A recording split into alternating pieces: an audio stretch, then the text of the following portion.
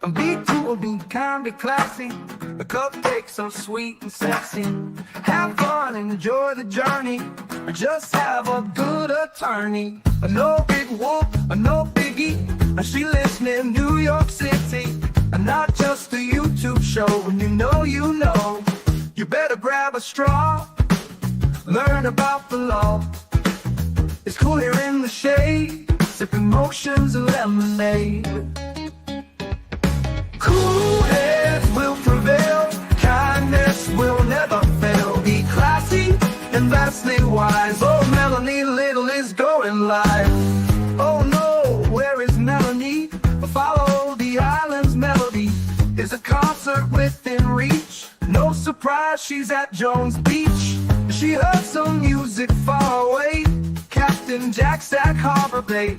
He sings and his piano plays. Not all sounds are waterways. Speaking Yiddish and Latin, it's not just for Manhattan. It's for Goethe and Machegas. Ridiculousness that insanus. Oy vey, Marcus. Proset, that's for schmucks. Be cool, be kind, be classy. My cupcakes are sweet and sassy. Not just a YouTube show. When you know. Cool heads will prevail. Kindness will never fail. Be classy and vastly wise. Melanie Little is going live.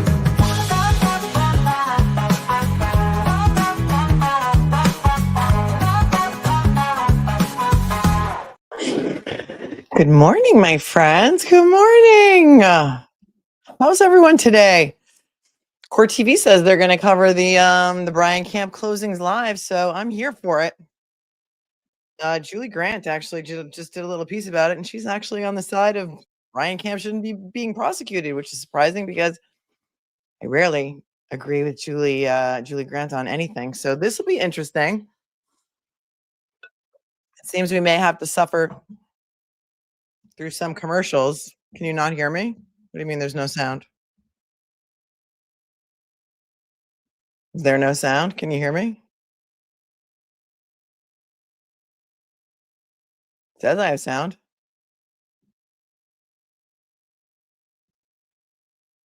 Okay. Whoever says they have no sound, you need to refresh your browser. Refresh your browser. It's not me, it's you. Okay, good. Thank you. We may have to suffer through the commercials because it does not look like they are streaming on YouTube. It is only on their website. So it is what it is. Hopefully their volume will be good. Hopefully the attorneys will be able to find the microphones. And we're here for it. How's everybody doing today? Happy holidays. Thanksgiving is coming in 2 days. We are here for it. What are your thoughts on Brian Camp, my friends? We're going to Hampshire County. Hampshire County Superior Court in Northampton, Massachusetts. All right, I have to just be ready for this because they say they're going up at 9 o'clock. So I just came on a couple of minutes early so that we don't miss it.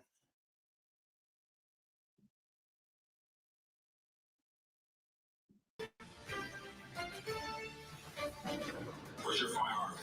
Don't touch it. Yep. Running cute, walks over toward Johnathan. And he takes the last known picture of Johnathan Letendre alive. It's like a little recap.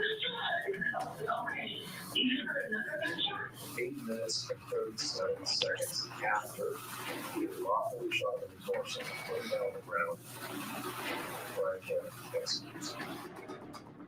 Closing arguments are set to begin any minute in the Jealous Ex Shot Dead trial. Welcome to our first hour of Court TV Live. I'm your host, Julie Grant. Defendant Brian Camp took the stand and testified in his own defense, saying he was just defending himself and his family in his own home when the deceased broke into his house in the middle of the night.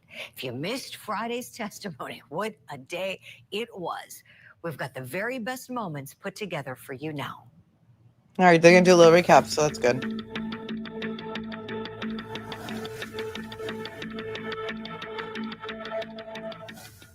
What did he do after you shot him? He fell to the ground. What did you do? I went outside, ran out of the house to find Brooke. I then went back outside expecting the police to be there. Then I was talking through Brooke to the 911 operator. She's asking me to check on Johnathan and check his status and where he may have been shot. Did you want to go in there and check on Johnathan? No. What were the things he was saying to you while he was on the ground? He said multiple times in a row, I need an attorney.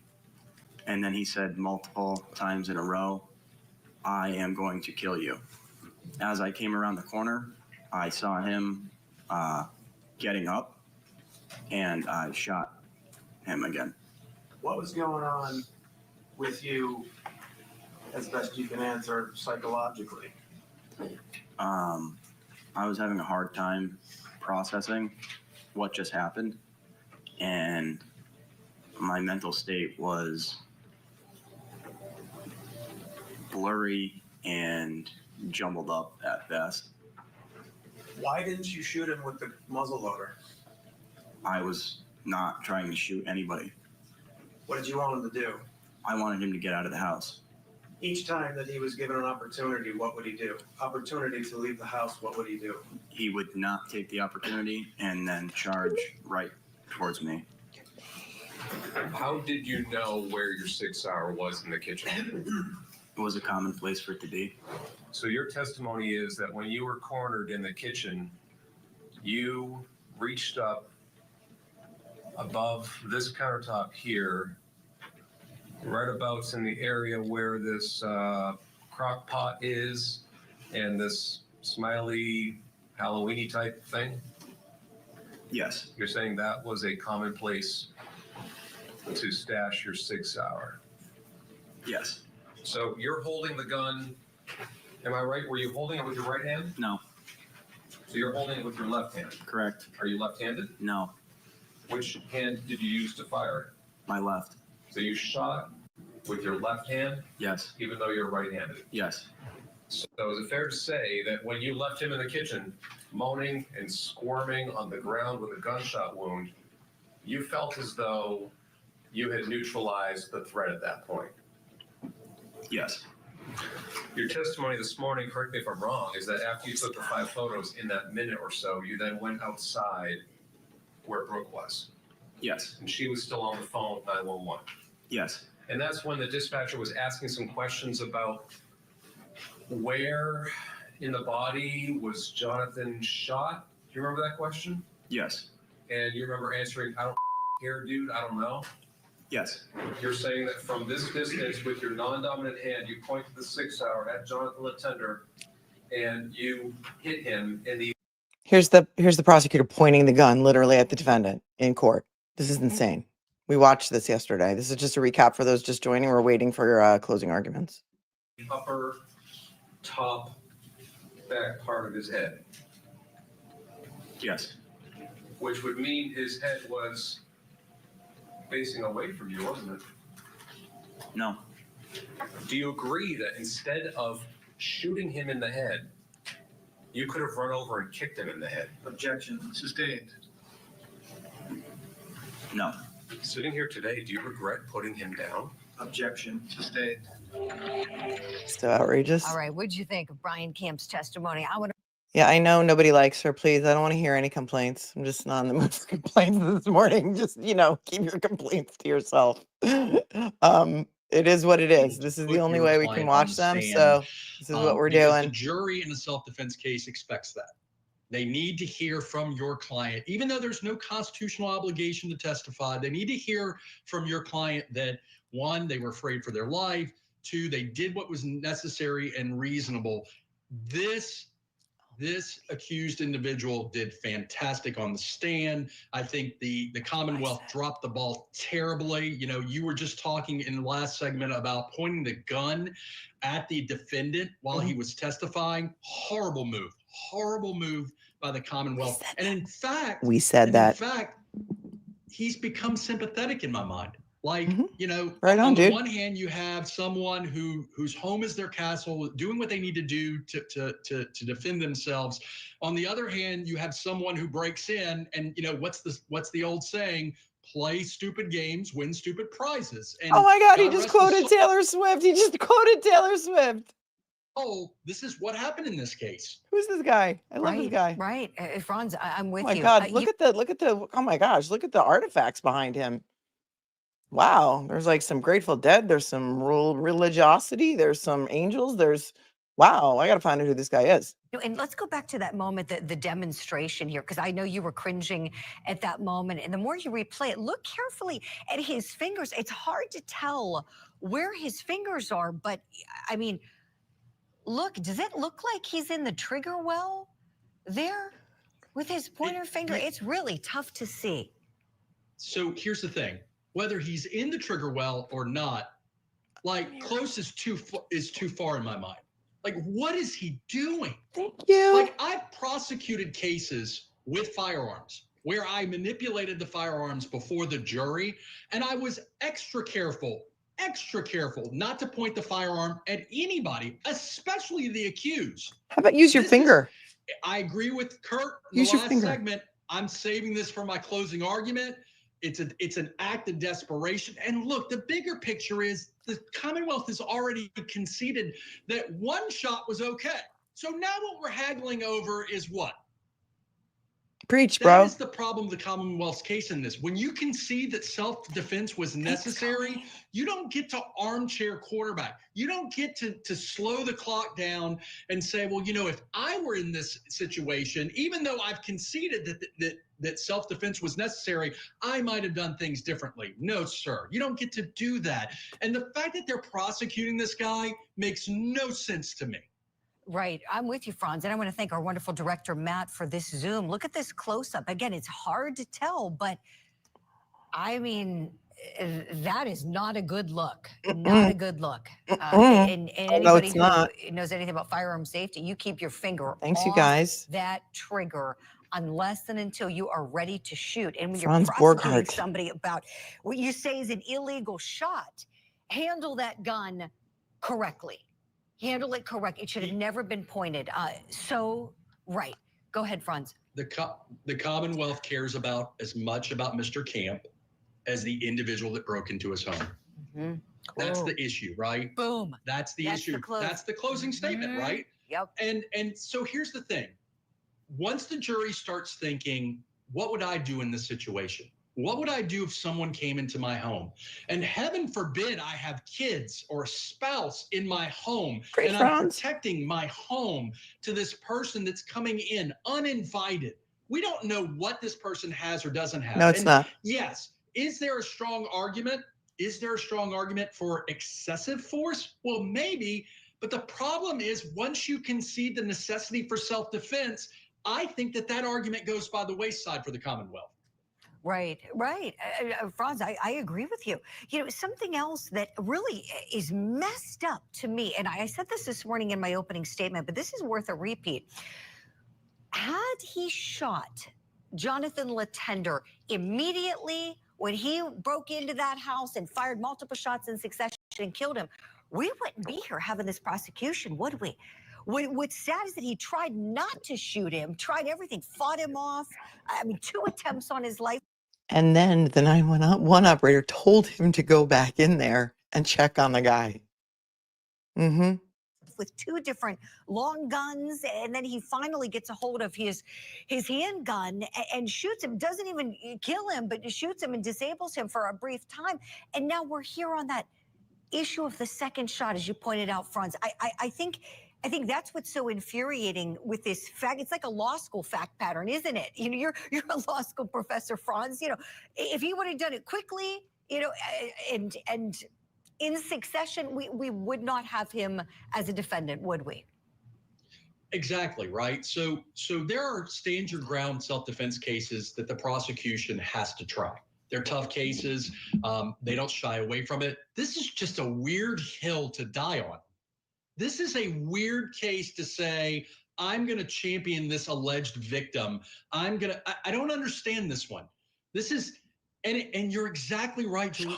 if he shoots him 5 times once he's coming in the door and he dies, falls on the ground and dies, we're not here. Everybody would agree. Well, that's absolutely reasonable. It's absolutely the right amount of force. This is the textbook definition of inviting the self-defense. And that is the problem for the Commonwealth. Kudos to them for trying it, but I just don't see this is the hill that you die on. And frankly, not to be the old guy that says in my day when I was a prosecutor, I did X, Y, and Z. This is one I would have taken to the grand jury and probably let them dispose of it. Mm-hmm. Sure. Fran's right. I'm with you. The prosecutors, they've got a lot of power. Falls under the category of I don't give a duck how many times he shot that guy. They told him to go back in there and check on him, which was a horrible decision by the 911 operator. In my opinion. The death happened in his house. Isn't that bad enough? Apparently, these prosecutors don't think so. They think there's more justice to be had. We'll discuss on the other side. On the other side. Okay, so we're waiting. Sadly, we're going to have to sit through Court TV commercials, which I'm going to mute so we can talk amongst ourselves at least during the commercials. It gives us a little time, a little break. Christine, thanks for hanging around with me for 10 months. I love that. Look at this screen name. Melanie Little's left swipe in StreamYard. That is amazing. You guys are hilarious. Welcome to the Snark Tank. If you're new here, our chat is the best on YouTube. Our mods are the best on YouTube. We're not afraid to say it. Happy Thanksgiving to you too. And thank you so much for liking my shows last week. I appreciate it. Without you guys, I don't even have a channel. So thank you. And to all the people that I was able to meet. What night was it? Saturday night at the private Karen Reed fundraiser. Thank you so much for watching. So many people, there were 250 people there approximately. And so many of you who came up to me don't comment and don't chat. So it was really nice to meet you. And a lot of people who live in the area are like afraid to speak out. Cheyenne, I think you're thinking of Big Case Mike. That's Big Case Mike that hates Karen. Not this guy. This guy is Franz Borghardt. Apparently he's a Louisiana Baton Rouge attorney, and he's also a law school professor. And on top, thank you as always for being on top with the super sticker. Bulldog Mom, Wyoming. So are you a Colorado fan or are you a Kansas fan? Yeah, that was a terrible, terrible game. Unfortunately, I couldn't watch it because I was driving. What time was the kickoff? I think it was like 3:30. I was driving to Massachusetts for the fundraiser. And so I had to listen to it on Fox Sports, like on my phone plugged into the car. And I couldn't really hear it very well, but it was a terrible game. And I'm very not happy because we dropped in the rankings to something like number 23. I'm a Colorado buff. For those of you who don't know, I have no gear on today because I actually, after this, have to squeeze in an audition tape for a major movie. So everyone send me like breaking legs and good luck and good vibes, good booking vibes for this movie that I'm auditioning for. And all auditions are on tape now. So it's got to be taped. I got to be ready to do it as soon as we're done with this. So we're watching the closings live, but we're waiting for them to come on. Court TV is running them, but we're going to have to watch commercials because they're not streaming it. They are only running it on their actual channel. Brooke did not testify. You did not miss anything. Alabama. Roll Tide. Colorado over Kansas any day. I know. I love Coach Prime. And I love Travis Hunter. And he's going to win the Heisman. Hopefully. Hopefully is what I think.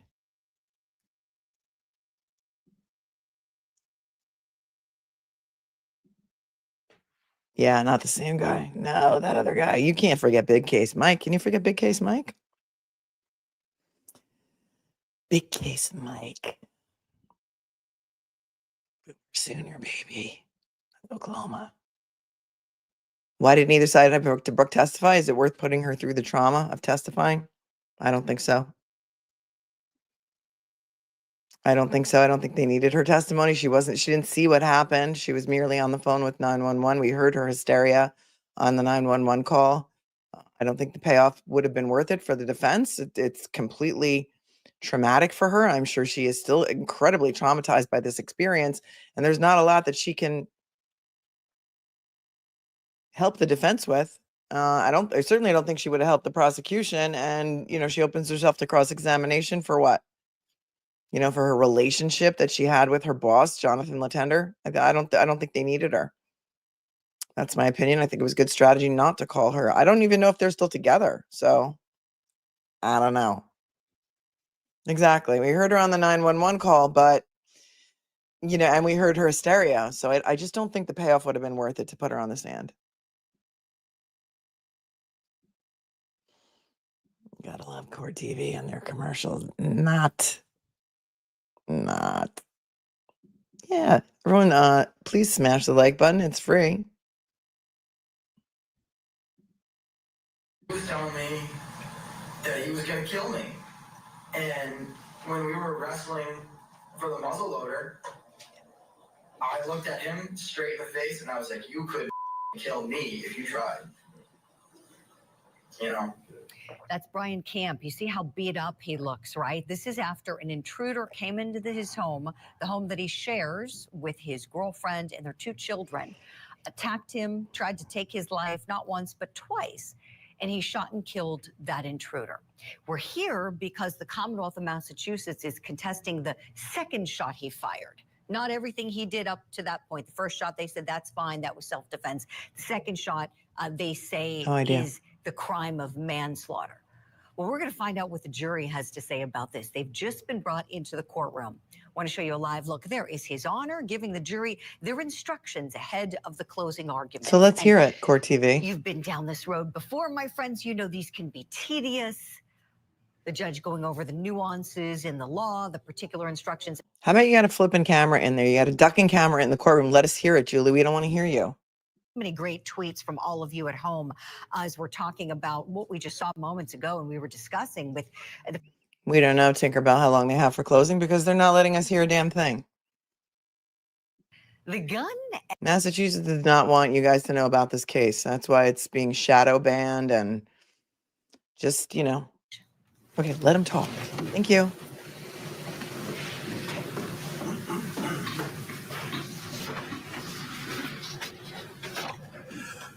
Good morning. So the defense is up first. Was asked by the Commonwealth about whether or not, or apparently he had become involved in the evidence collection business when he took photos while he was engaged in a battle for his life and the life of his children and their mother. And thank goodness, for a couple of minutes, Brian Camp was a self-employed evidence collector at the suggestion of the replacement of his father, his boss, the male figure who he called. And thank goodness for that, because otherwise we would not have this photograph. I'm referring to I'm referring to Exhibit 68. We would not have that photograph because there were no state police there. And the reason that photograph is important is because it has to be compared to exhibit number 4. That photograph. And there was some, I forget if it was insinuation or if it was a direct question about keeping these photographs from the police or whatever. If you go back, or when you go back and you look at his statement, ladies and gentlemen, you're going to see that at the end of his statement, they ask him if he will sign his phone over to them. These pictures were on his phone. He had taken them that night. The picture of Mr. Letendre, if my memory serves, and by the way, my memory does not control, your collective memory controls. But my memory serves that that photograph was taken at 12:52 a.m. And when asked, I believe it was Trooper, no, it wasn't Trooper O'Brien. It was the cell phone trooper. When asked if he had brought the rest of the photographs with him, No, we didn't bring those. Just the picture of the body for some sort of nefarious reason that Brian Camp would take a picture of Mr. Letendre at this point in the attempted murder of Brian Camp. No, we didn't bother to bring those to show the jury. And so I presented him with what we have, which is exhibit number 84, which is the series of pictures that Brian took that morning. That's what he took. Not just a picture of Mr. Letendre. So yes, he was engaged in evidence collection, thankfully. As was Ms. Samuelson, because the police weren't there when Brian took those pictures. With regard to the knife that wasn't found by the state police, they were there. They were at the house where that knife was ultimately found. And you'll hear, or you heard, the trooper, I believe it was O'Brien, say, when I asked him, well, what about the jacket? Didn't think it was important. Had no evidentiary value. There's a lot of stuff all over the house. Right now I'm referring to Exhibit 55. That's Exhibit 55. Photograph taken by the police that night or that morning. There is his jacket right underneath a giant blood stain on the couch. How is that not important? It's MSP. IYKYK. Ms. Samuelson, thankfully, for a short period of time, herself as an evidence collection person, thankfully, because you're now able to see the knife that was brought by Mr. Letendre. A knife that is being described by the Commonwealth as decorative. The only difference between being stabbed with that knife and being stabbed with a non-decorative knife is those pretty pictures on the decorative knife would have your blood all over them. That's the difference. That was brought by Mr. Letendre, and that was missed. Oh, those crumpling papers are going to kill me in the mic. That fourth point before we get into circumstances. At some point during this battle for his life, Mr. Camp, there were ambulances staged nearby the house. Staged meaning held back because they couldn't go in until the state police arrived. What? There were ambulances there waiting. Wow. Okay, move your papers away from the mic, Drew Carey. You're killing me. It is not my purview to do read anything about the jury instructions. I'm going to hopefully be able to just take a couple of phrases out because one of the things that you're going to have to decide is whether or not Brian Camp was properly using self-defense and that the amount of force that he used was appropriate under the circumstances. And circumstances is the word that popped out to me as I was looking at them yesterday, because there's one person in this building. There's one person I would suggest in this town, and I'll bet you there's only one person in this Commonwealth that experienced what Brian Camp experienced that morning, the circumstances that he was dealing with. You're going to hear the judge tell you regarding 4 certain things that the Commonwealth must prove weren't there. How the defendant acted under all the circumstances, and how a reasonable person would do in the same circumstances. So I would just like to review those circumstances as I remember them. And again, your memory controls, not mine. This was one event. This was one event that took place at 239 South Street. This was one event that was planned by Johnathan Letendre. One event planned by Johnathan Letendre to kill at least Brian Camp. An event that was planned by him, scheduled by him, and it happened in the early morning hours of the 27th of December, 2022. Didn't reach Brian Camp's schedule. Didn't reach those children's schedule. He scheduled for himself that this was the morning that he was going to kill somebody or everybody. And it was one event. It was one event that went from somewhere around 12:35, because we have the 911 call, which is established at 12:37. But that didn't happen right away. That call was made after Mr. Letendre was in the bedroom and ended 19 minutes and some change later. That is the extent of the event. That seems like a very small amount of time in the grand scheme of things. But there's a reason why I asked certain people, have you ever been in a fist fight?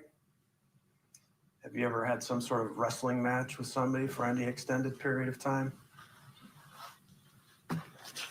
This was an event that had all kinds of different circumstances happening within it. It was an event. All right, what do you think of Brian Camp's attorney? Are you Hit us ducking up on kidding social me? media. Let us know. There's more to the defense closing arguments right after this. Are you ducking kidding me? Are you going to pause his closing argument and come back and let us hear the whole thing? Or are you just going to shadow ban this entirely for the entire state of Massachusetts and, take your little stupid commercial break and then we're going to miss it? If you don't see the importance of this case, Court TV, then you should just shut down. You should just shut your channel down and enough. The first stuff that they put out on this case, when I was searching desperately after my lovely viewer Elizabeth brought this case to my attention last week, the very small amount of footage that I could find on Court TV was members only. First, it was unlisted altogether, and I found it through a random hidden link on their website, and then it was members only. Now they're releasing little bits and pieces of it, but they have a duck and camera in the courtroom. So are we really going to have to sit through the commercials? Are you going to pause it though and let us watch the whole thing? Or are you just going to keep cutting in on us and, make us come back later and watch it when you decide you feel like trying to release the entire closing arguments? Insane. Thank you, Goodmans. Thank you so much for tuning in for your vibes. Thanks, Dale Jones, for becoming a new member. Thank you, Hanky Panky's What a Wanky, for the 5. God bless Brian Camp. As a man, he was doing what he should be doing, protecting his family. He was measured and calm on the stand. Kudos to his attorney. Yes. Oh, yes. Oh, yes. Good morning, Cupcake. Good morning, Dog Mom. One of my amazing paralegals behind the scenes in Massachusetts, I don't know where I put your comment, Jonathan, but said that the defense always closes first in Massachusetts. Did they close first in Karen Reed? I can't remember because we cover so many trials. In most of the trials that we watch, the state closes, then the defense closes, then the state rebuts. So yeah, every state is different. Every state has different rules. In Florida, a lot of the trials that we've been watching, the state has a rebuttal. They do close first. I believe that happened in Mississippi as well, because so many of the trials that we've covered lately have the states splitting up their closing. Sometimes one attorney will do the first closing and then another attorney will do the rebuttal.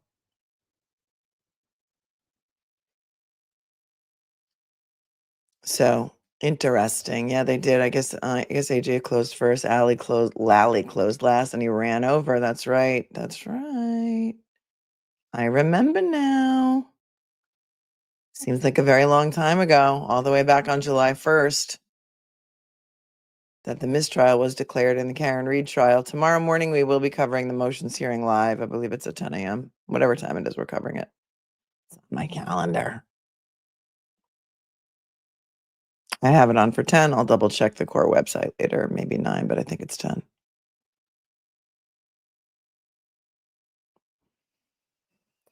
They have closed on Daniel Penny. He did not testify. Thanks for the question, Swifty. And closings on Daniel Penny will not be for 10 days, December 2nd. Again, another case that's not. Oh, here, Here they're at talking about Court Karen TV, Reed. we can show you everything. And I hope at the end of the day, they've learned a little something about what it takes to try a case and why it's. Yeah, not really. All we're learning is that you like to not stream things live so much anymore, especially if Massachusetts doesn't want you to do it. I mean, who makes the docket over at Court TV? Who decides the programming?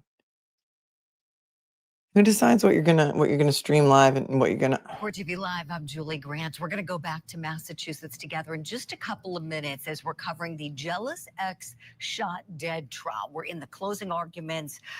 Per the Commonwealth rules, the defense goes first, the Commonwealth goes last. So we're seeing Brian Camp's defense. But we don't want to hear you. We want to hear the defense make their closing.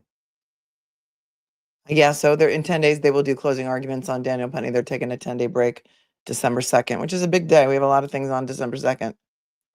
Doesn't matter because Daniel Penny's not going to be televised anyway.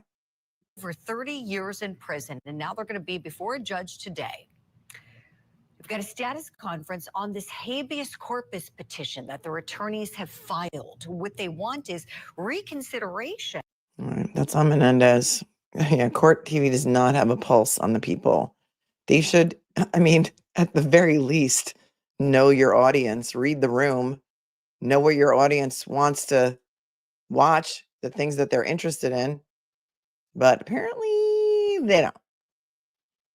If anybody knows of a local station that is covering these closing arguments live, let me know. But I just get the feeling that that Massachusetts doesn't want you guys to know about this case. I'm going to be infuriated if they're not going to show us what we missed, and if they're just going to cut in to where he is now. That's insane. Yeah, the producer makes those decisions, but like, I want a person's name. I want the name. The death penalty. Now, let's return to Massachusetts. We're watching the jealous ex shot dead trial. Let's go back in for more of the closings there. Who knows when? But as far as we know, when he Really? parked, he hid his car up the hill in the Unbelievable. middle of the night, past the house, up the hill, so people inside would not see him coming. It continued this event for him when he walked up to the door. And of course, we don't know exactly what door it is. The state police are assuming it was the front door, but we'll give that to them. Let's say it's the front door. He walks up, Mr. Letendre walks up to the front door. This event for him is continuing, and he walks up to the front door and he gains entrance to the house where Mr. Camp, Brian Camp, is asleep. Brooke Janik is asleep. 2 little girls are asleep. Lets himself in the house, and he takes his shoes off. And ladies and gentlemen, picture this moment. The evidence has shown, circumstantially, that there was a moment in this morning where Johnathan Letendre stood at the bottom of those stairs.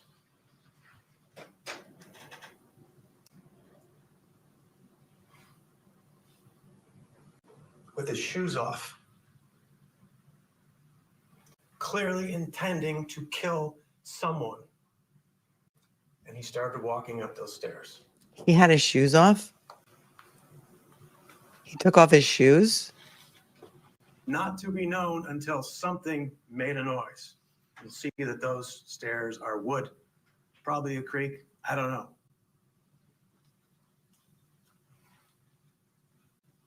This was an event that started for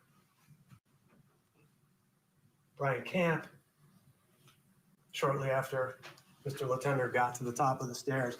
And here's how it started for Mr. Camp. Seeing a silhouette of a guy who we now know is 6 feet tall, 190 pounds, in his bedroom, and sets on Brian Camp almost immediately. Brian Camp is scrunched up, as you hear, is scrunched up to the end of his bed as he's trying to get up and figure out what's going on. And this guy gets on him with his knees and grabs him by his throat and is choking him and slams his head into the wall. That's the introduction of Brian Camp to this event planned by Johnathan Letendre, an event that took place for 19 minutes and change now for Brian Camp. That's the introduction. Criticism of and second guessing of decision making by Brian Camp throughout the 19 minutes and after. I'm pretty sure there's no manual that was ever drawn up on how to make decisions when this is going on.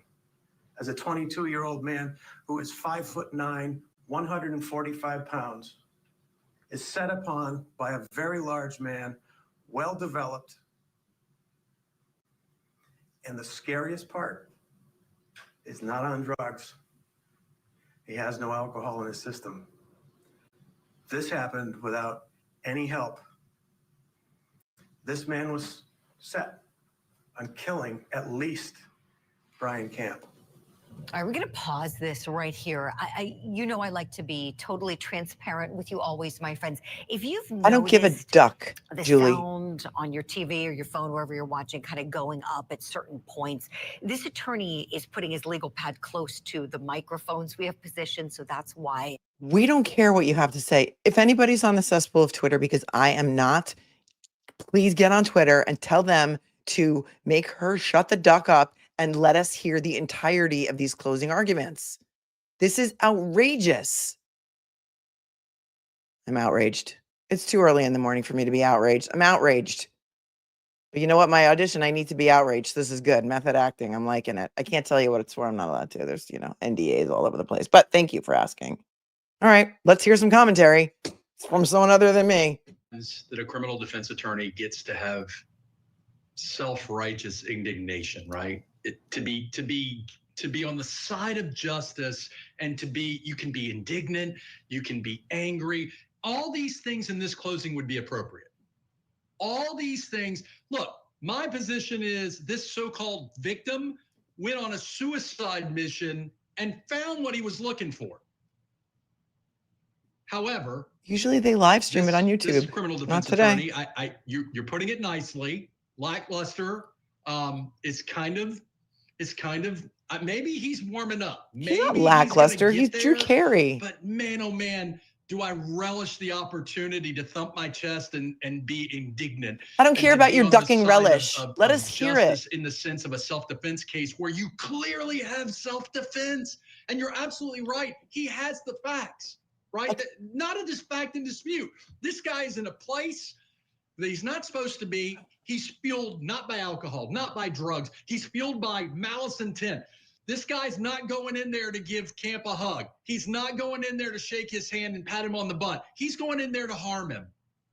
So hopefully he'll build it up. But look, even if he doesn't, I still am optimistic that the jury's going to do the right thing on this one. Shut the duck up. Right, Franz. They might be bored to tears with this guy. No, we're bored with you. We want to hear what he has to say. I'm going to lose it, you guys. I'm going to lose it. There are a few cases like this that you're going to run into as so a let us criminal hear it. defense attorney. There's few cases I would have like started this. by saying Oh Brian Camp is a hero. This case is about a jilted ex-lover who broke in the middle of the night into his sacrosanct space, and he defended himself. I do too. I called the court. The only way you can watch this trial is live. They do not have their own stream. Meg, I tried everything. This is insane.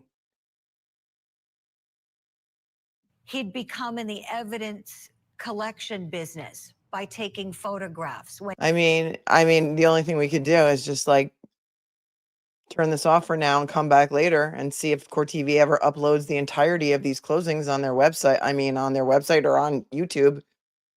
Because really, you're not paying this guy for his commentary. They don't pay you to come on Court TV. Oh, good. So you know what? Take another break. Wow. Yeah, if they had a live chat, it would be getting ripped apart. Okay. What a letdown. What an absolute letdown. You've got a camera in the courtroom, Court TV. You've got a camera there. And instead of letting us see the entirety of the closing arguments of this very, very important case in Massachusetts, where a 23-year-old man, or he's 24 now, is on trial for manslaughter, looking at 20 years for protecting his family with completely legal guns in his own home, where his girlfriend's boss, who he didn't know, broke into his house in the middle of the night. Apparently, we just learned that Johnathan Letendre, unlike Karen Reed, if you know, you know, took his shoes off when he came into the house, took off his jacket, threw it over the couch, and decided to tiptoe on up the stairs, where he burst into the bedroom in which the defendant, Brian Camp, and his girlfriend, Brooke, were sleeping, which happened to be, by the way, the bedroom that the two young girls, the daughters, ages 2 and 5, had been living in until a week prior to this. Johnathan Letendre, the alleged victim here, who is now no longer among the living, was Brooke's boss at Dunkin' Donuts, and she had dated him, I think, briefly a year prior when she and Brian were on a break. Brian didn't know anything about this guy, didn't know who he was. Right, KBT, and where to think the media is showing us the truth? Right, Groovy Nicky, he didn't want to attract snow in the house, or he wanted to go surreptitiously up the wooden stairs, and they were creaky. I wonder if when he had dated Brooke in the year prior, or a year prior, if he had ever been to the house. And if he had been to the house, he knew that those stairs were creaky, and he also knew which bedroom was the daughter's and which bedroom was Brooke's. So there's that.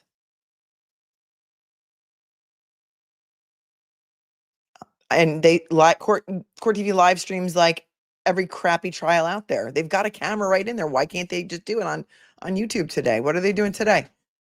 A sentencing on Florida versus Ross Pearson. I don't even know who that is. Do you guys know who Ross Pearson is? Florida mom stabbed a teen, paralyzed. You've got the camera there. Are you under strict orders from the Massachusetts State Police not to just play the entirety of the closing arguments so that the people of the state of Massachusetts and the worldwide audience doesn't have to see how ridiculous this case is and drag the Massachusetts State Police and the district attorney's office or the district attorney's office for prosecuting this case at all? This is just insane. That's it, huh? It's just me. Alicia, I'm on an island by myself. It's just me and Court TV besides print media. And the print media is like really small, like papers in like Massachusetts. We tried like looking at an article on Mass Live the other day, and there were so many pop-ups and it just kept glitching that we just gave up. We just gave up. I don't know. I mean, all about the money. They're not getting, I mean, they'd have a way more viewers, Mermaid Mary, if they let the people watch it on the YouTube like they normally do. I don't got it.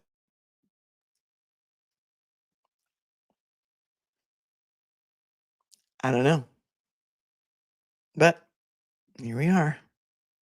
Getting aggravated first thing in the morning. Love is a 4-letter word. Thanks to 10. Happy Thanksgiving to you too, sweetie. You have the best cupcakes in the world. Love you all. I love you all too. We do. Good morning, Kelly. Thanks for the super chat. I dug in and found the channel True Crime Addict. They are following this case, but of course we have to wait till the end of the day. But no Julie Grant. Okay, cool.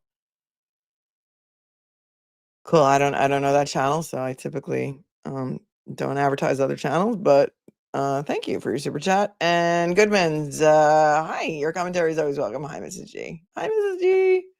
Oh, it's Mr. G saying hi to Mrs. G. They watch together. They're so cute. Good morning.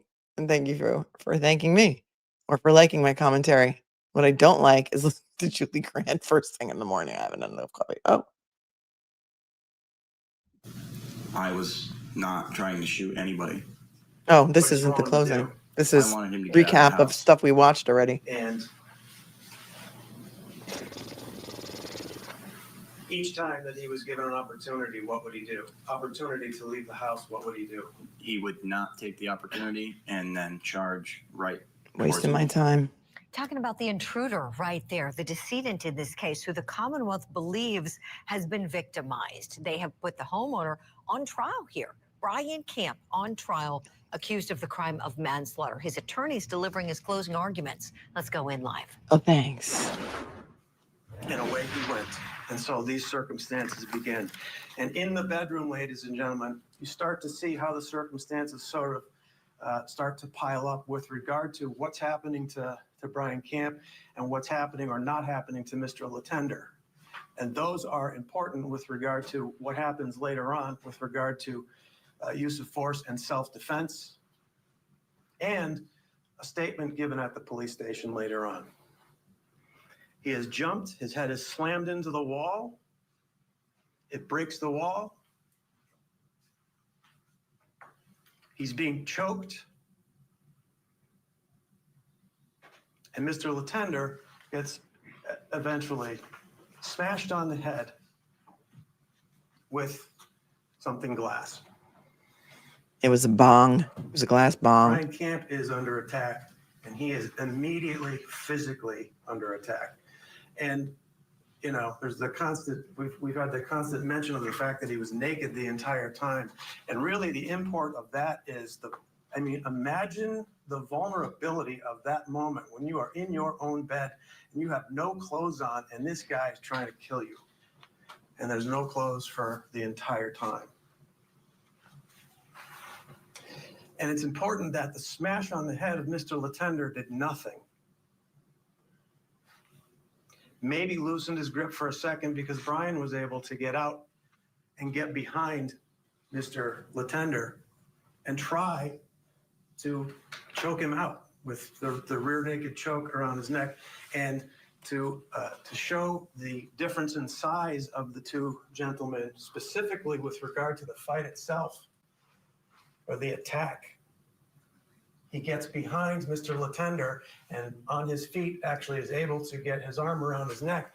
But that is not long-lived, ladies and gentlemen, because all Mr. Letendre has to do is this, and Brian's feet are up off the ground, hanging on, riding this guy, trying to end this thing.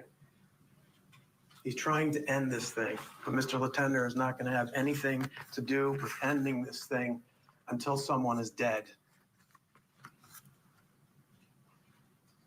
They both fall. You've seen, and you will see the linoleum area where there is blood. Mr. Letendre is now bleeding and getting it all over in his mouth and in his body, Mr. Camp. And the fight continues, and Mr. Camp is fighting for his life on the side, still trying to choke him. Mr. Letendre cannot be stopped. This is where we see that Mr. Letendre cannot and will not be stopped, because he is fighting from in front. He's fighting Brian behind him.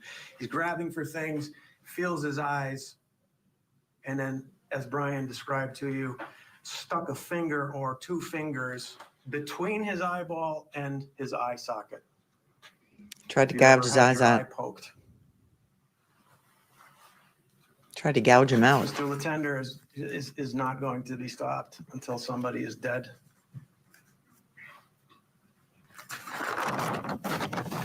The circumstances continue, ladies and gentlemen.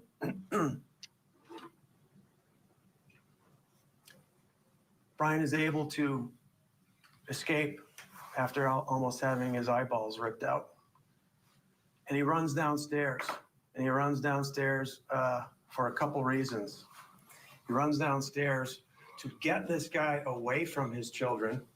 And if there is criticism, I forget if there was criticism about that, but imagine trying to get two little girls out of their room at this point in this attack. He went downstairs. The safest place for those girls were in their room with the door closed. And he used himself as bait as Mr. Letendre chased him down the stairs. Bait. Good. I like it.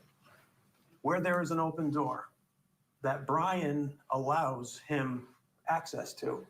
You heard that he grabs the muzzle loader, that silver gun, and he turns himself and backs himself into the living room. Well, this guy comes down. Really? Right there. He doesn't get the F out. He's not interested in getting the F out. He comes forward towards Brian Camp with this muzzle loader in his hand and is strong enough to grab the barrel of the gun and yank it out of Brian's hands.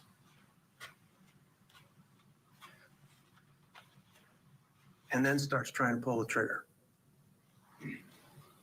as it's pointed at Brian. Brian recognizes this guy does not know how this gun works, thankfully, and actually positions himself again in a way to try to neutralize this guy. The guy still is trying to pull the trigger, and Brian pops whatever you got to pop on a muzzle loader, opens it up, and the primer, which is the thing that makes the bullet shoot, falls out onto the ground. Brian now knows that that gun is neutralized, that can only be used like the next shotgun is going to be used, but that is now on the ground, and the two of them fall onto the ground. Meanwhile, punches are being thrown by each of these guys. And if there was ever any doubt about what Mr. Letendre's plan was here. Maybe they have it on delay because they know they're going to say the F word, but still show us the whole damn thing. Don't keep breaking for commercials.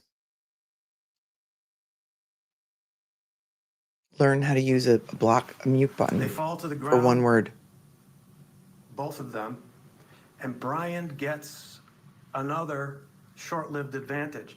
And you can hear on the 911 call, ladies and gentlemen, it's sort of a play-by-play of this whole thing as it goes along. Obviously, you can't hear everything, but you can hear as it goes along what is happening here. And in this part, you hear Brooke Janik say something to the effect of, Brian has him on the ground. We're hitting the pause button. You won't miss a minute of the closing arguments. We'll be back live in Massachusetts. Oh, you after guys this. got to her. You got to her. Whoever just tweeted at her said we're not going to miss a minute now. Oh, now we're not going to miss a minute. He's already at least a half an hour into this. And they keep breaking for commercial. And so we've missed so much of the defense closing argument. And one of you said that she responded to your tweet and you told her, why don't you show the whole thing? So at least maybe they're listening to us. Thanks, you guys, for getting it done. If anybody can get it done, you guys can,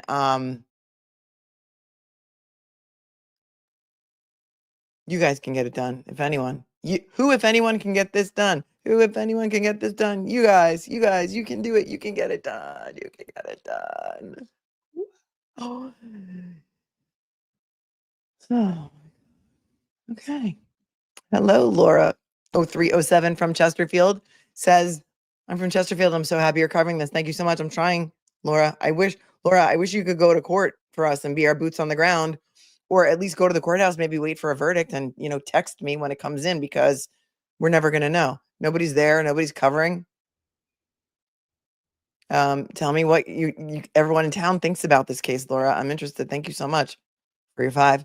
Stacy says, Stacy B 1703, I wish all content creators could come together and get their own feed, especially for YouTube. Yeah, the problem is this.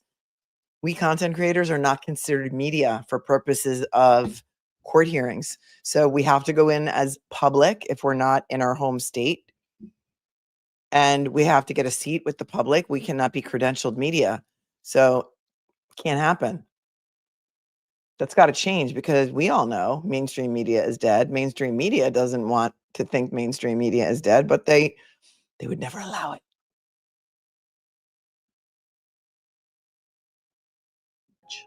I loved being on the bench. I want viewers. Okay. Well, at least she said we're going to not miss a minute, so we'll see how true that is. What time is that hearing today? Anybody know? Depends. I have a bunch of things to do today, so I don't know if I'll be available, but I can always cover it later on delay. Mickey Steins, the sheriff who shot the judge, is going to be arraigned today in Kentucky. And here's the thing also about Court TV is they keep showing the same damn commercials over and over and over again.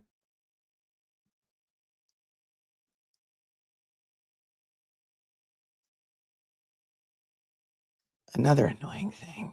Oh yeah, so Cherie says, Julie just responded to someone on Twitter saying the defense was delivering an underwhelming closing statement. Well, isn't it nice that she can watch the whole thing?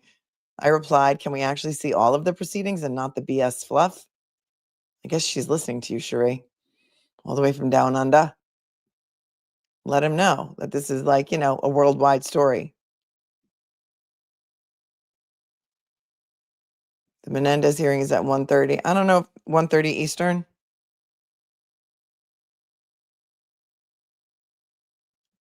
We can do that, probably. It's California, Lisa. YouTuber was given media privileges for the Danny Masterson trial in LA. Can be done in the right jurisdictions. Yeah. It did not happen in Indiana for the Delphi trial because I know that Andrea and lawyer Lee and Lauren from Hidden True Crime had to go in as public.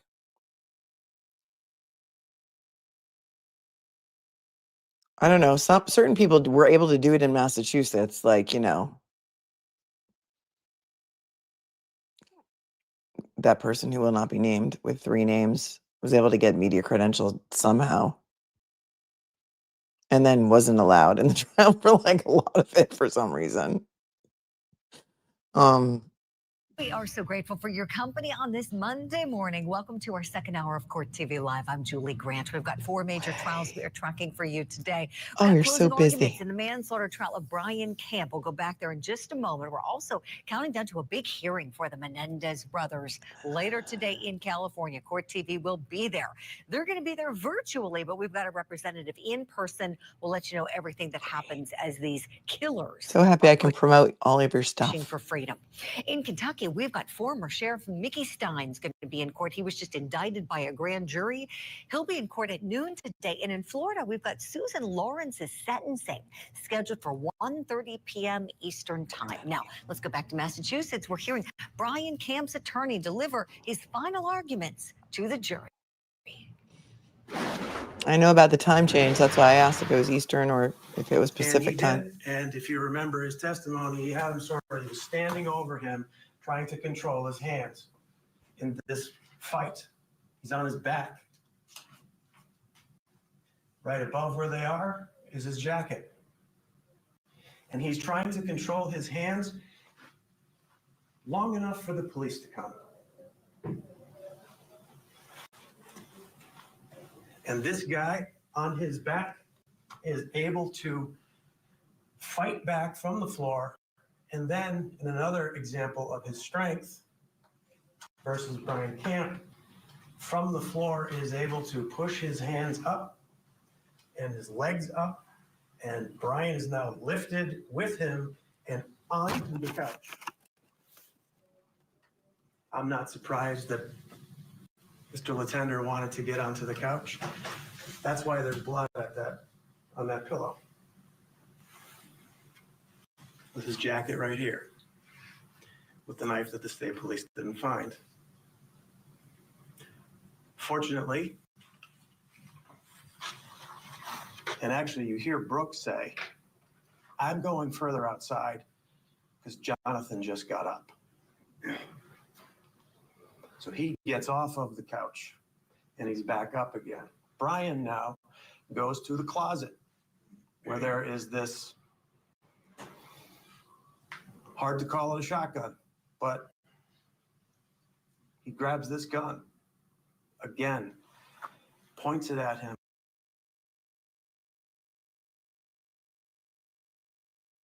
Again, as with the muzzle loader, he comes forward. He's not backing up. He's not saying, okay, bud, let me go. You know what? This is enough. I'm going to go out the door. I made a mistake. He comes forward, orders the shotgun, grabs the shotgun. It breaks in two, and now they each have a weapon. If this wasn't a manslaughter trial, this would almost be funny. This would almost be a funny cartoon situation where the gun breaks, and now they're both looking at each other. And Letendre starts whacking away, as does Brian Camp. And they're whacking away at each other because Mr. Letendre wants to kill Brian Camp. And Brian Camp wants to live long enough for the police to show up, for the ambulances to arrive. And the best way he knows at that point, despite the fact that this guy just will not stop at this point, is with what he's got in his hand. And you hear that, again, it sounds like Brian had a little bit of an advantage in this situation because Letendre is backing up as they're whacking each other. And then Brian says he hits him over the head with the stock.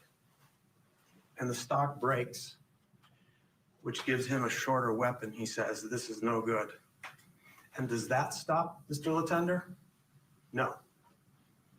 And I'd invite you to look at the injuries on Mr. Letendre's head. He's got some pretty significant injuries on his head, the back of his head. He's got cuts, gash. None of that stopped him. None of that was going to stop him. And so Brian starts backing up. And again, criticism of decisions made by Brian Camp under these circumstances.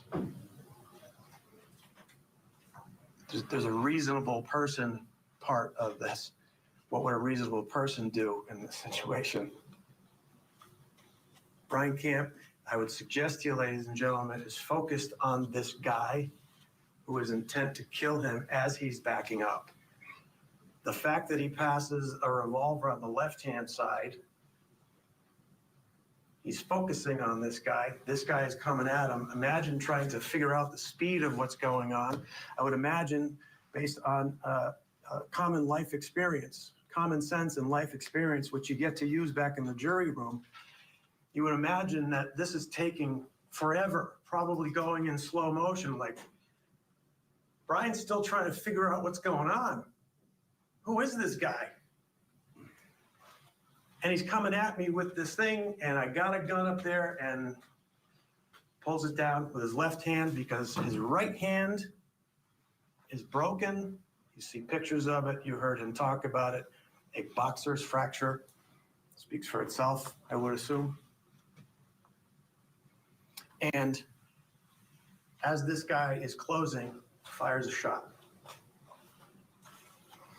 If this was a situation where Brian Camp wanted to kill someone, if this was a situation where Brian Camp intended to want to kill someone, or that this was going to be some sort of retribution killing or revenge killing, or that he wanted to shoot someone, which he didn't, or that he wanted someone to die, he would have gone like this. 1, 2, 3, 4, 5, 6, 7, 8, 9, 10. He shot once and got out. And down falls Mr. Letendre. These are the circumstances that Brian Camp was in, where he is required to make decisions, literally life and death decisions.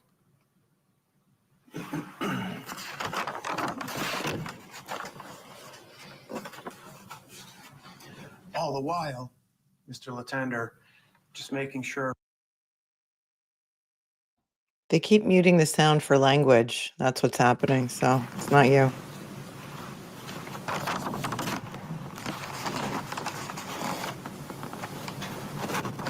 To this point,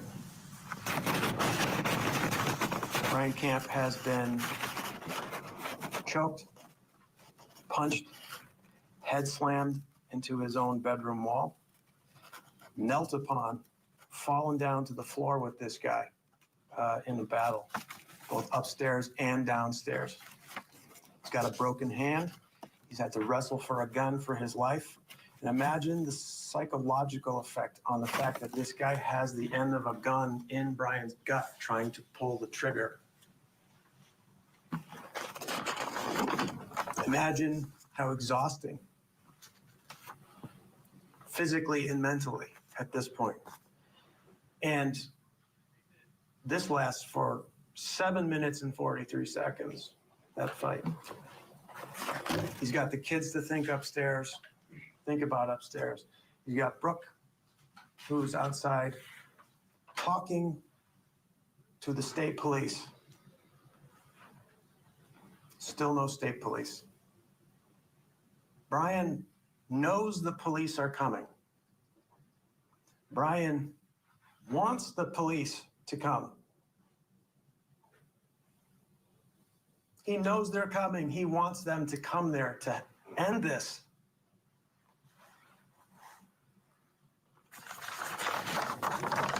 He's not going to do a revenge killing, a retribution killing. Take pictures of it. when he knows and wants the state police to please arrive. Maybe Chesterfield. Could Chesterfield please arrive to end this thing?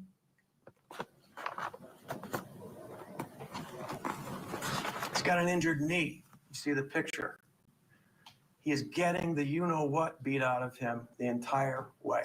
Any sort of advantage that he got physically goes away very quickly because Mr. Letendre overpowers him with his size and whatever it is that is driving him to want to kill Brian Camp. And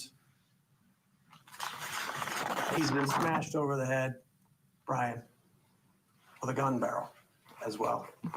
And I'd suggest to you, ladies and gentlemen, we're going to get to, when we get to the statement, you're going to hear, if you remember, or if you watch it again, his statement, you're going to hear the state trooper say, you've been through a traumatic experience. Shooting someone is a traumatic experience. Shooting someone under these conditions is a traumatic experience.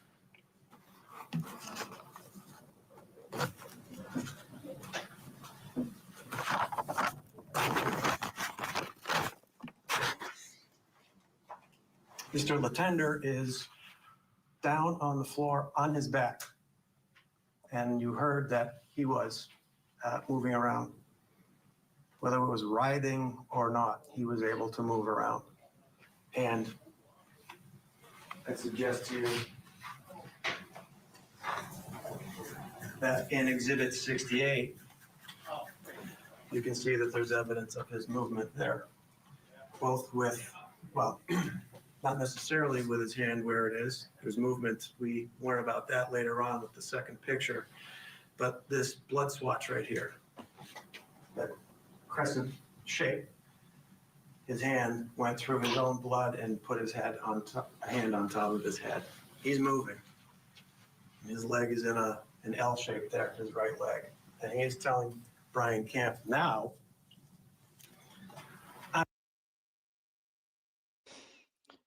Muting for language again.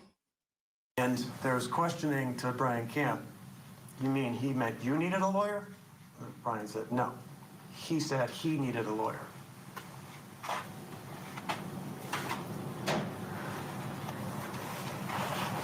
Because of the multiple felonies that this guy has already committed and is continuing to commit.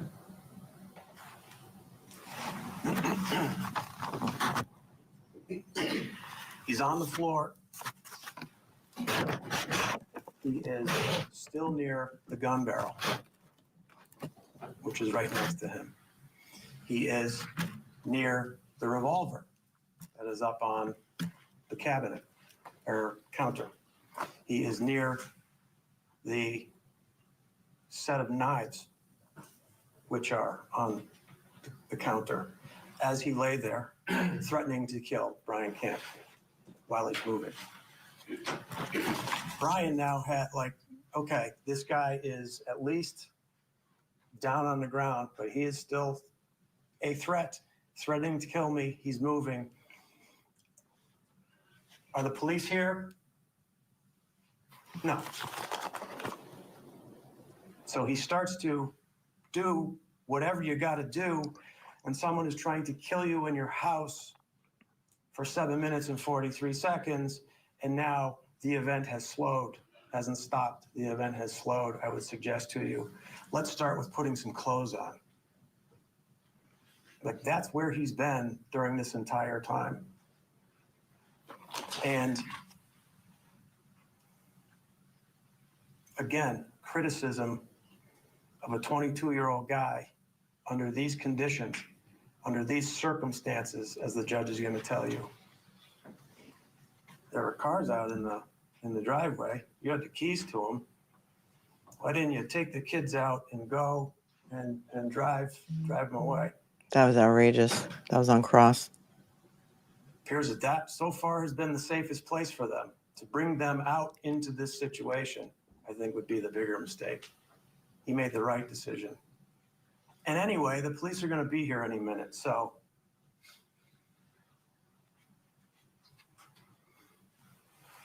Yes, he took a picture of them.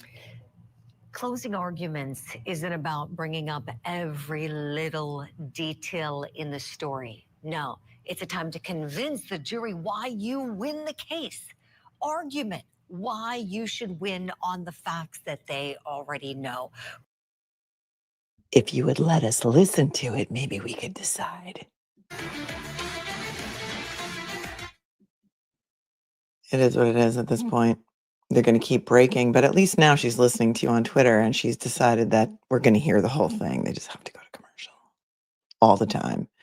They said that his tox screen was negative for drugs and alcohol. However, are there some drugs that won't show up if you don't specifically test for them? I don't know. But if this guy was as much of a psycho when he's completely sober, who knows what he would have done?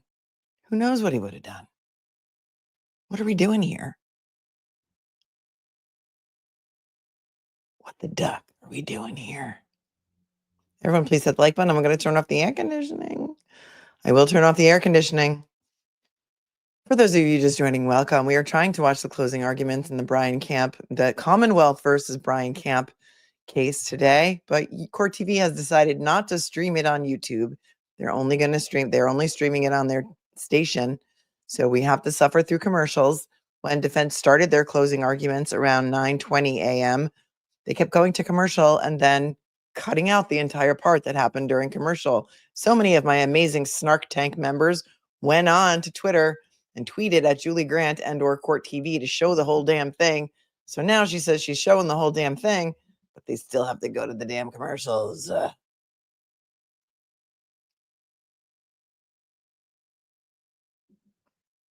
Let's see. I see 2,100 and 2,100 watching and only 820 likes. That's unacceptable. That is unacceptable. Yeah, maybe the opposite. Maybe he's off his meds, right? Do we know if Johnathan Letendre had any mental health history? I don't think that came out during the trial because, they didn't live stream the trial. We only got bits and pieces of it. We saw the 911 call. We heard the 911 call. We watched body cam footage. We watched the interrogation footage. We watched openings. We watched Brian Camp's testimony, but none of the other testimony was televised. We read about it, but we couldn't see it.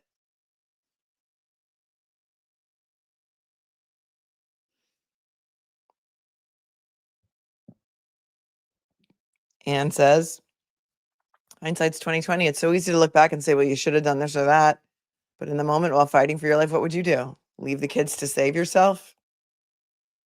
No, that's what they actually said to him on cross.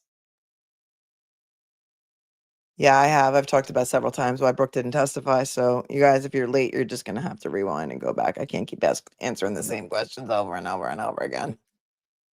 Why are all the annoying people named Grant? Asked Linda Vergata. Good morning, Linda Vergata. And thank you so much for making me laugh today for, I think, what's the first time. So yeah, let's do that, guys. Let's make each other laugh. There's nothing funny about this. Nothing funny. Rest in peace to the would-be killer, Johnathan Letendre, and his family. I'm so sorry for your loss. But the oldest defense in the book is he needed killing. Or if you're a Chicago fan like I am, he had it coming. He had it coming, What are we doing here? God save the Commonwealth. I used to watch Court TV before I found you, and now I'm like, how did I survive through all those annoying commercials? Thank you, Claire Brown. Thank you. I appreciate that. Yeah. Victim with air quotes. Sorry, not sorry. Sorry, not sorry. I'm just not sorry.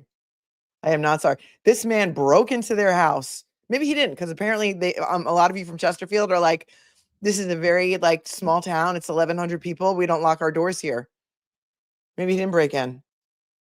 Maybe he just walked in, took his shoes off. We just learned, took his jacket off, threw it over the back of the couch. The jacket that had a knife in it, by the way, that the MSP didn't collect because they didn't think it was important evidence.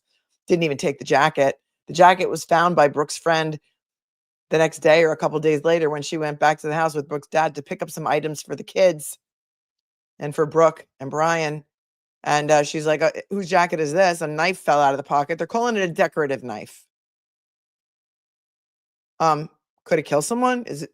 Back Was inside it the sharp? courtroom, we're watching the all-important closing arguments in the jealous ex shot dead trial. Let's go back in and hear more. How from about the defendant how about the Brian home Camp's invader who lawyer. needed killing trial? How Picture about that? of the other places or the other things. His children's bedroom door to show you how close to his door it was where this guy broke in.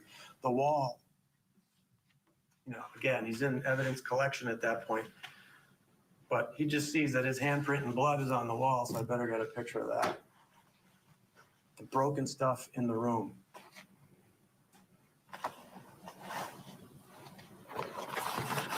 They lied to us. They skipped a whole bunch, I bet. Trying to manage the situation, knowing the police are coming any minute. Listen to the dispatcher tell Brooke. They'll be there anytime now. They should be there. We sent them to you. They should be there anytime.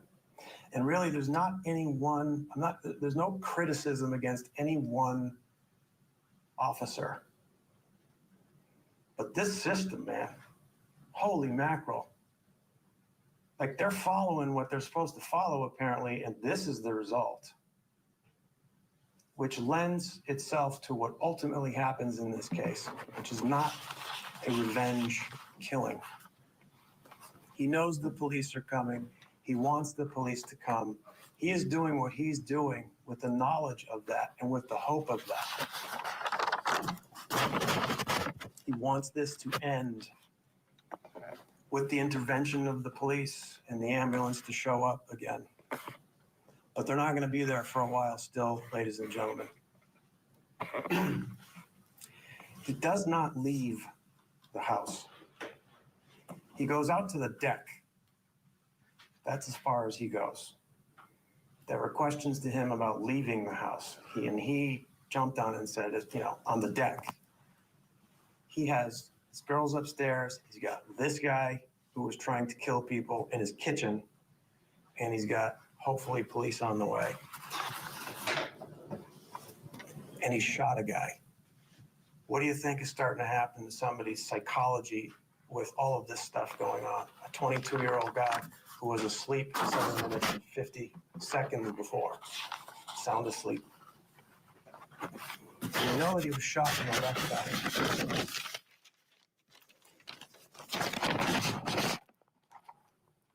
And we heard from the Commonwealth's medical examiner with regard to the injury. And I'm far from a doctor, and your memory rules, not mine, but we know what the injury was about. Because there was, as this case began, that this guy was incapacitated as a result of being shot. Oh, no. No. 750 milliliters of blood in his body cavity. We learned that that is the very beginning of what's called level 2 hemorrhagic shock.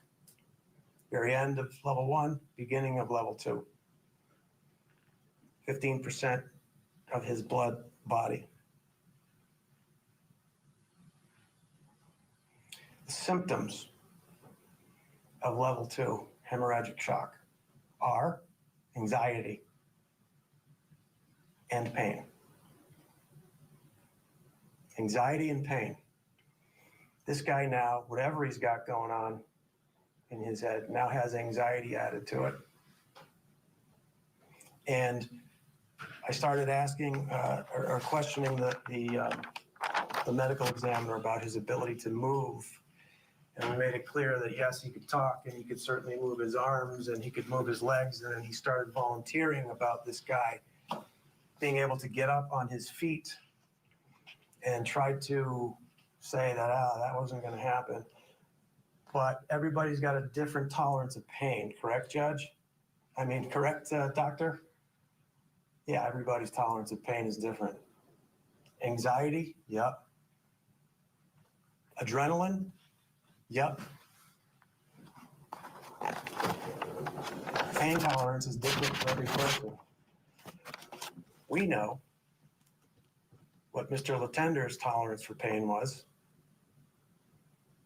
and it was very high. Again, look at the photos of his head. Smashed glass on his head, choked from behind, punched either so hard or so frequently by Brian Camp that Brian Camp's hand broke. Got None the of clock that out of there stopped for him. you. Knocked to the ground twice, hit in the head with a gun stock. The response to that was to come forward against Brian Camp after being hit in the head with a gun stock. Multiple times. None of that stopped him. His tolerance of for pain is very clear. It seems astronomical. Surely, Commonwealth wanted us to believe that he was incapacitated, not this guy. So now we have these circumstances set up where Brian is doing what he can best decide to do under these circumstances. The photograph he took of Mr. Focus. Letendre is not up close. Right in the beginning, somebody went like this and said he snapped a picture like that. You've seen it, or if you haven't seen it, you can't see it. It is from distance because Brian wants nothing to do with this guy at this point. Brooke is outside. Kids are upstairs. No police. No hint of police. No estimate of when they're going to be there to these guys. And Brian is doing what he thinks he has to do, waiting for them. And then at 12:40 of the 911 call, we hear the dispatcher start talking about Brian and checking on Johnathan. And I cross-examined her about that. And again, nothing personal against that person. She now is struggling because the state police are nowhere to be found in her job. And so here's what happens starting at 12:40 of the 911 call. And these are estimates by me, around 12:40. The dispatcher says to Brooke, "What is going on with Johnathan right now?" Brooke says, "I don't know. I'm outside." Dispatcher says, "Where is Brian right now?" Brooke says, "I don't know."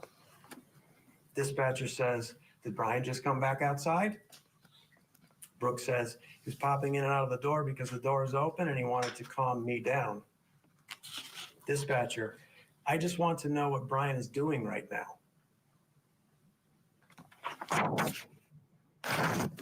"I don't want you to go in the house," the dispatcher says to Brooke.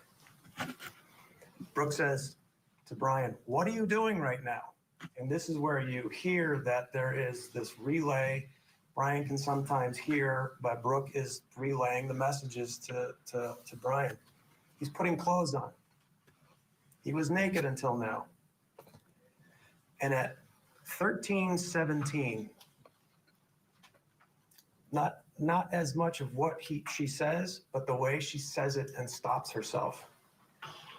At 13:17, the dispatcher says to Brooke, once Brian puts his clothes on, the very next question, 3 seconds later, "What is Johnathan's status? Do you know?" Brooke yells to Brian, "What is Johnathan's status?" Brian says he's laying there moaning.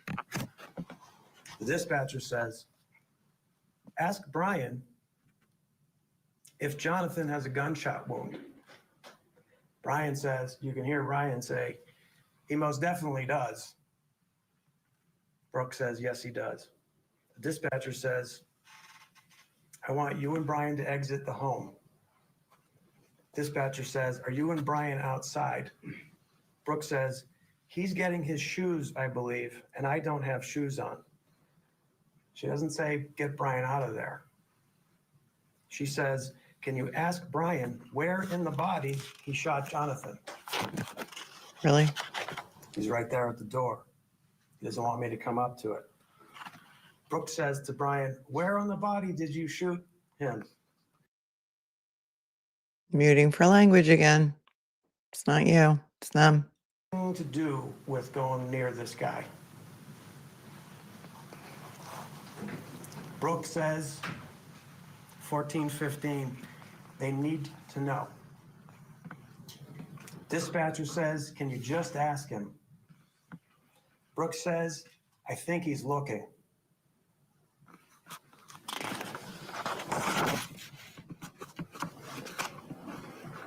$14:40, Brooke asked Brian again, where did you shoot him? Brian says, I don't know, Brooke.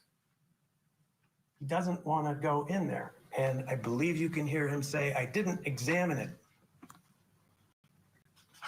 No doubt this was an incredibly stressful and traumatic situation for Brian Camp. Is his attorney conveying this? KG, she says she's pausing it now. They were not initially until you guys in the snark tanks clapped back on Twitter. To the jury. Curious what you think.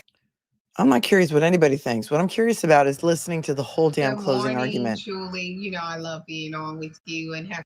I don't care what anybody thinks except for me and you guys. Okay? We've seen a lot of underwhelming closing arguments. This guy could get up there and say Thanksgiving nothing. week to everyone. This guy could get up there and say, I am infuriated. As you stated earlier, you know I've been watching the guys early this morning. What is happening here with this defense attorney? Listen, this is a case of self-defense. okay, not every lawyer is an actor. Not every lawyer is like, goes to acting school and is something like you see on court TV. I mean, on Law and Order or, Suits or, Boston Legal. They're not lawyers. This guy could get up there and say literally nothing. He's got the facts on his side. I don't care, Sonny Slaughter, what you think. I don't care, Julie Grant, what you think. What I care about is what the jury thinks.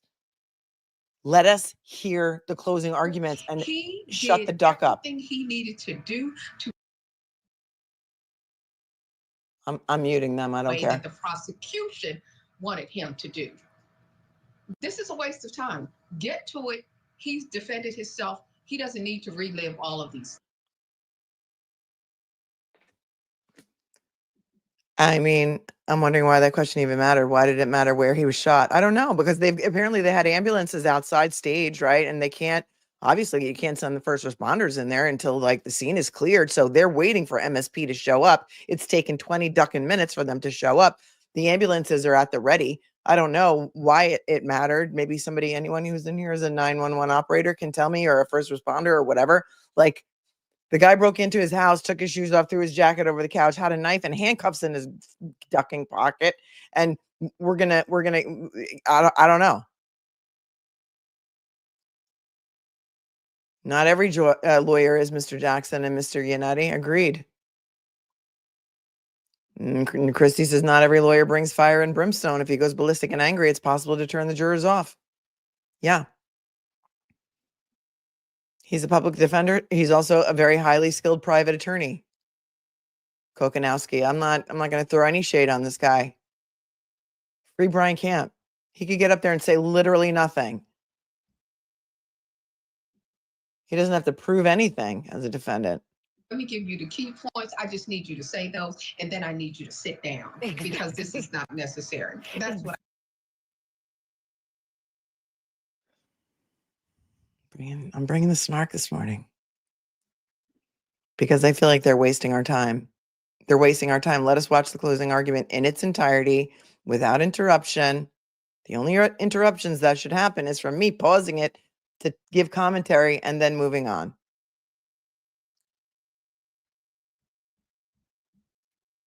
Testimony, so you won't miss a minute of it. Thanks for being with us here. We won't miss a minute of it, but you're going to make this drag on for 16 hours instead of just showing it like you normally do on YouTube. The court should have to repay all of Brian's legal fees. It's a public defender. He's got assigned counsel, so he's not incurring any attorney's fees. But we're just dragging this out. Groovy Nikki says, I'm guessing his girlfriend asking him questions during the entire thing probably, yeah, made him more annoyed. I don't know. Best comment by the lawyer was boom, boom, boom, 1 to 10. That's pivotal in the argument. He didn't want to take him down, just stop him until the cops got there. Yeah, and we heard him on the stand, and we heard him in his in the interrogation saying, I didn't want to kill this guy. I told him to get the duck out. I pointed like 3 different guns at him. The front door was wide open. I told him he didn't get out. He didn't get out. He kept coming at me. Then we both went for the gun. And then the second gun like broke in half. And then he had to go into the kitchen and get the Sig Sauer off the top of the cabinets. Imaginary Enterprise, John Doe, number 53, says, I think it's irresponsible journalism for them to interrupt the closing arguments.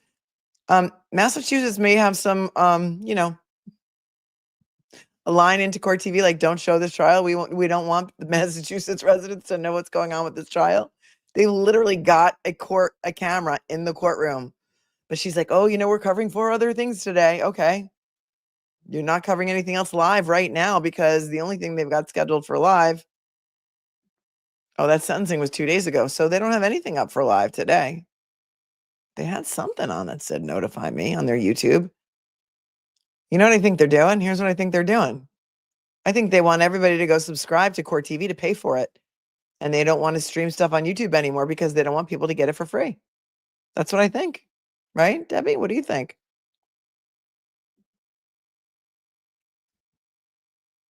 Thank you, Hate Corrupt. Thank you, Hate Corrupt, for your super chat. Thank you, Wanda, for tuning in from Canada.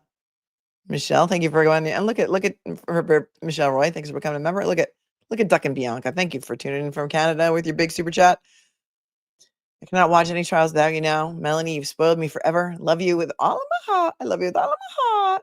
Gonna see you soon. I'm gonna die. And keep bringing awareness to these ridiculous cases that shouldn't be on trial. Yeah. And to the cases that need our voice and our attention and your help. Because if anybody can get this kind of stuff done, it's you guys. Good morning, Moon Goddess. So if you're just joining, we are just waiting for Court TV's commercials to end because they've chosen not to air the closing arguments on their YouTube channel in their entirety. They have chosen to break it up with commercials and Sonny Slaughter and some other attorney that came on from Louisiana, from Baton Rouge. And instead of just showing us the closing arguments in their entirety on this Brian Camp case, because maybe they don't want you to see it. Maybe they don't want you to learn about the decorative knife and the jacket of the perpetrator that Massachusetts State Police left on the couch and was found by Brooke's friend at least 1 day later, and then turned over to the MSP because they didn't think it was important. Maybe they don't want you to know that the handcuffs that were in the perpetrator's pocket weren't found until the autopsy by the medical examiner. Maybe they don't want you to know that because apparently the Massachusetts State Police, who showed up on the scene more than 20 minutes after the 911 call started, while this man was fighting for his life and protecting his family over there in Chesterfield, Mass,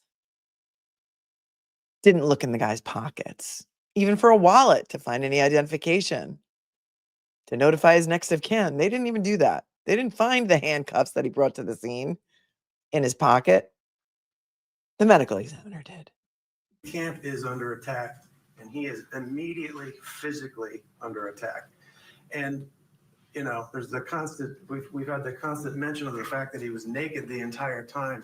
And really the import of that is imagine the vulnerability of that moment when you are in your own bed and you have no clothes on and this guy is trying to kill you. Oh, now walking the line right there. On the other side, the prosecution could have objected, arguably for a golden rule violation. You can't ask the members of the jury to put themselves in the shoes of one. So it came in. Maybe the prosecution is. Jules, do you really need this much FaceTime today, babe? Do you really need this much FaceTime today? Could you let us, who's ever on the Twitter, could you get on the Twitter? Brian outside with you right now? No. I asked him where he shot him and he wasn't sure. What's he doing right now? He's back inside.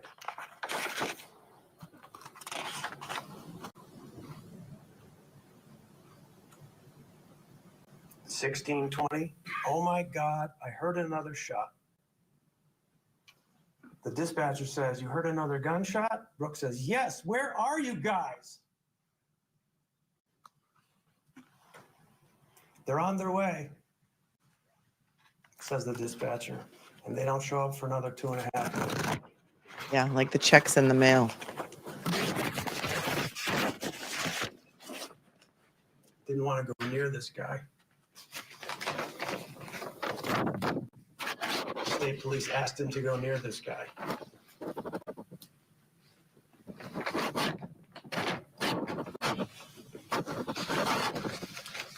He goes at their request, and you heard him tell you what happened. This guy, who has done nothing but try to kill Brian Camp, is in his kitchen with this tolerance of pain. I mean, obviously, Brian didn't know about hemorrhagic shock and all that kind of stuff, but he's going in to check on his status for the state police. And as Brian says, he comes around the corner, and this guy is getting up. Nothing is stopping this guy. And you saw how Brian said it happened. He saw him, and boom. This guy was going to kill Brian Camp even after he was shot. Was it reasonable for Brian to think that's what was going to happen at that point? I think so. It's the only evidence that there was that that was what was happening. And you'll be able to see, ladies and gentlemen, that the reason the photo that Brian took, I mean, they're all important, but that's important because that was the position that he had left them in. And this is a picture of Mr. Letendre by police when they arrived. And look at the positioning of his arms and how close that gun barrel was to him and where that revolver was and where the knives were. Brian Camp had tried every means during this event to avoid this guy, to get him out of his house. He couldn't avoid the first attack. He couldn't avoid the first attack because he was just getting up and this guy was on him and choking him and slamming his head. But when he came to and he had the opportunity, the first thing he does when he goes downstairs is points a gun at him and says, "Get out." And he doesn't get out, comes at him. And again, ladies and gentlemen, when you look at the photographs again, when they were hitting each other over the head, and Mr. Letendre was backing up, he backed up to a place where he was against the dining room slider, and that open door was straight over there still. And he didn't leave. He came at Brian Camp. He had tried every conceivable way to not do this. He had tried every conceivable way with his fists, by choking him, by feigning that he was going to shoot him twice, by hitting him over the head with things. And he was trying to avoid going near him again when at 12:40 of the 911 call, the dispatcher says, "Hey, where's Brian? And where's Johnathan? Can somebody check on him? Can you ask him where he shot him? Where did you shoot him? I don't know. I didn't examine it. He went in not because he wanted to go in. He went in because he was requested by the state police dispatcher. This is not a revenge situation. This is not a place where he wanted to be. This guy was getting up to the surprise of Brian Camp and was getting up near that barrel, near that gun, and nothing else had stopped this guy. And by the way, this is not a situation where the Commonwealth wants you to believe that he walked up to him. And as I said in my opening, and as we heard, one of the first things was back of the head. It's not the back of the head. It's not an execution.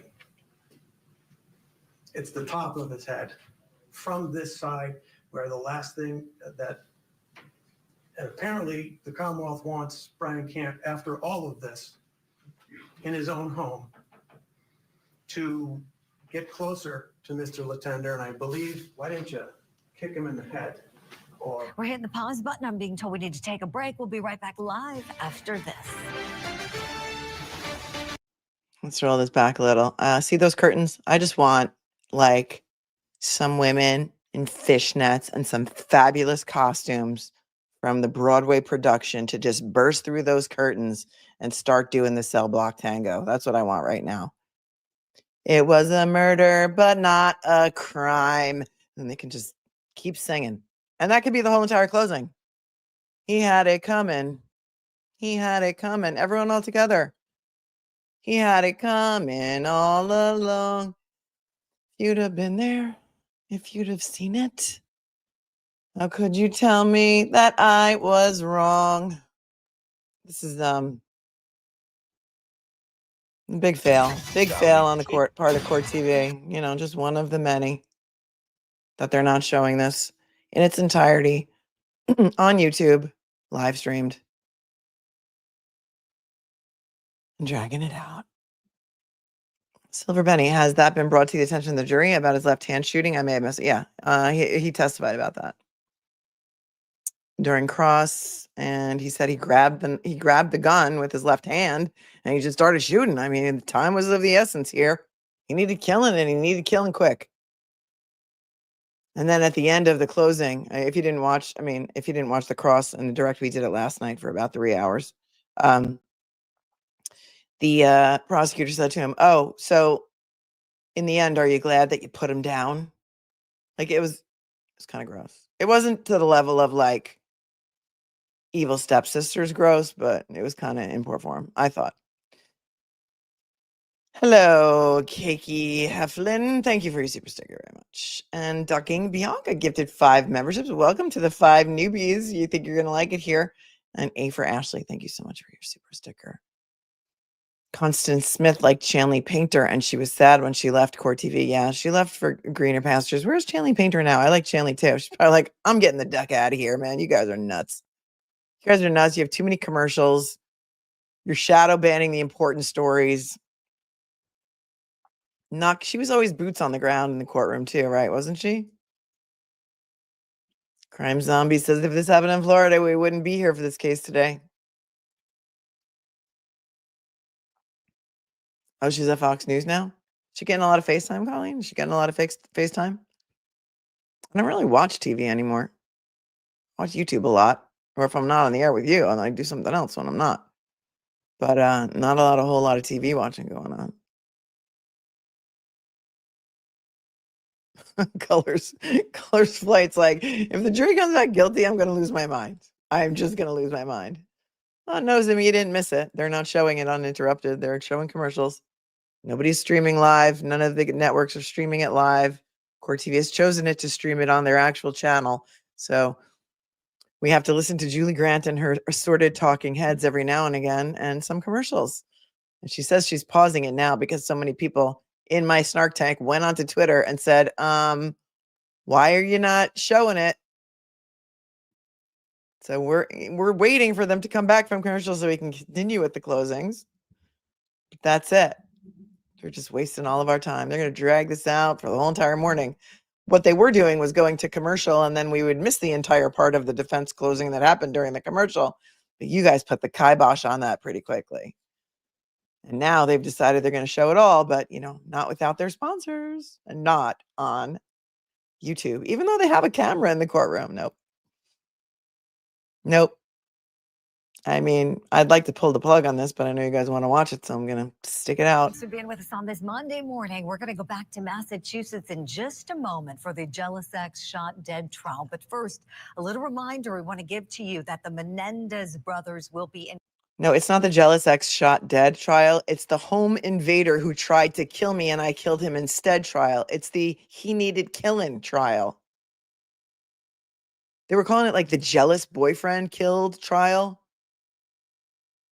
How about Starker raving lunatic tries to kill a man's family and he protects his family, and now we're trying him for manslaughter and he's facing 20 years trial. How about that? Or as what did Kathy call it? The justified self-aliving trial. Our Rescue Dog says, I bet this case wasn't going the way they thought, so they minimized streamings. Did they think nobody wanted to watch it? because I got 2,386 people in the chat right now, and I love it, love it, love it, love it. If you would share out the stream and also, hit the like button because it really helps the algorithm. Public service unaliving. That's what she called it. Thank you. Kathy. Gossip, rumor, and Massachusetts for innuendo. more of the jealous ex shot dead trial. Jealous ex shot dead. Yeah. Stomp him on the throat. Because none of that was working. None of that had worked. And this guy is not being stopped by a gunshot. He's getting up. We now know why from the medical examiner. The only thing this guy was doing was trying to kill Brian Camp.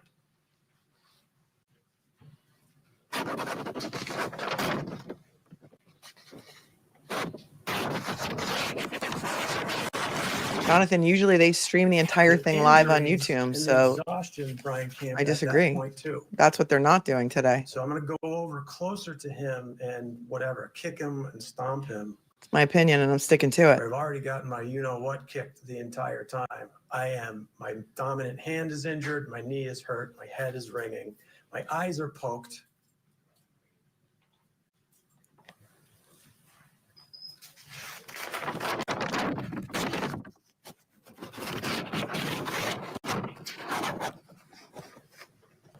There was no stippling. They did stream the Karen retrial live. What do you There mean? was no gun impression. There was no gunpowder. It was from distance to stop this guy from killing him. The last subject that I'm going to touch on here, ladies and gentlemen, is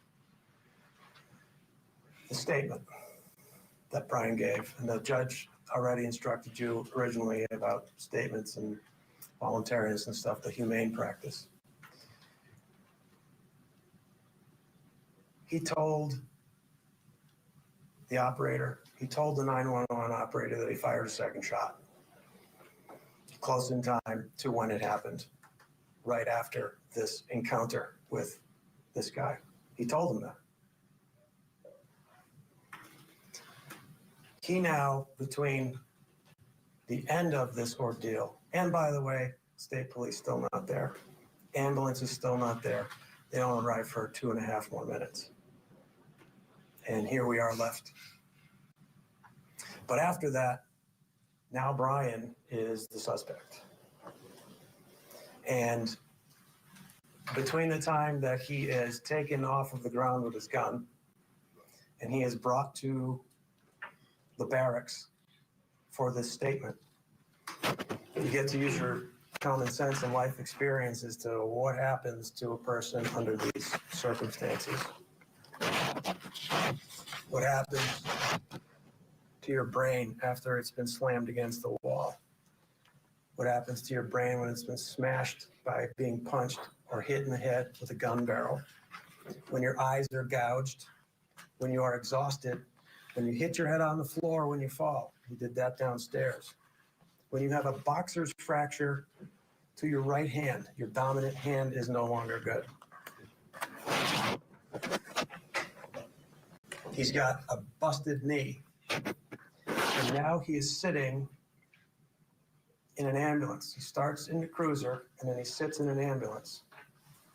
And the person that Brian Camp is the person who says, nope, I'm going to stay here so I can see my kids in the ambulance. And they don't let him see his kids. That would have an effect. He just shot somebody. That would have an effect. The trooper says, you've just had a traumatic experience. About 4 hours, I believe the math is, that he sits in the ambulance. They don't let him see his kids. Time goes by. Whatever is going on with his body, which I would suggest to you is only more and more pain. He finally goes to the hospital where he is treated. He's not given pain medication, and then they take him to the barracks. And when you pay close attention to the judge's instruction, the humane practice judge's instruction, the things that you take into consideration about a statement that is given by somebody to the police, conditions and their condition, And just want to reiterate something for transparency. When you hear those little spikes in the audio, the defense attorney is getting his legal pad close to the microphone. Yeah, we place know. our microphones around the You courtroom don't so need we to can hear interrupt the to tell us audio. that. We have a When he brain. turns the pages there, it makes that rumbling sound. So that's what that is. We're so glad you're watching along with us at home. I'm going to bring in our law enforcement guest for some final thoughts before we hit a break. Sonny Slaughter. Okay, so earlier you. Hell to the gnaw on that one. Check this out instead. Let's do something else. Let's do something else. I'll just keep that on in the background, but you guys wanted to hear about Saturday night's Karen Reed fundraiser. So let's look at some pictures from that. Don't worry, Sonny Slaughter is still there. You guys want to see some pictures? So there was a super duper private fundraiser for Karen Reed. Saturday night in Massachusetts that I went to, and a whole bunch of YouTubers were there, and 250 family and friends of Karen Reed were there, and we had an amazing night, and they raised a lot of money for the defense of Karen Reed. So some of you wanted to see the pictures, so let's take a look at the pictures. There's me and Mazza and Nurse Kim. Love Nurse Kim. Love Mazza. Look how tall Mazza is. Everyone thought that I was so tall, but look how tall Mazza is. Way taller than I am. I love that for him. And I love that for me because now everyone doesn't think I'm 7 feet tall. Mark Betterow is on the, the shorter side is all. Here is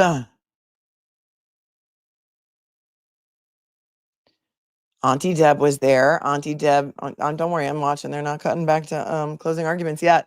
Auntie Deb did an amazing set, did some comedy. It was fire.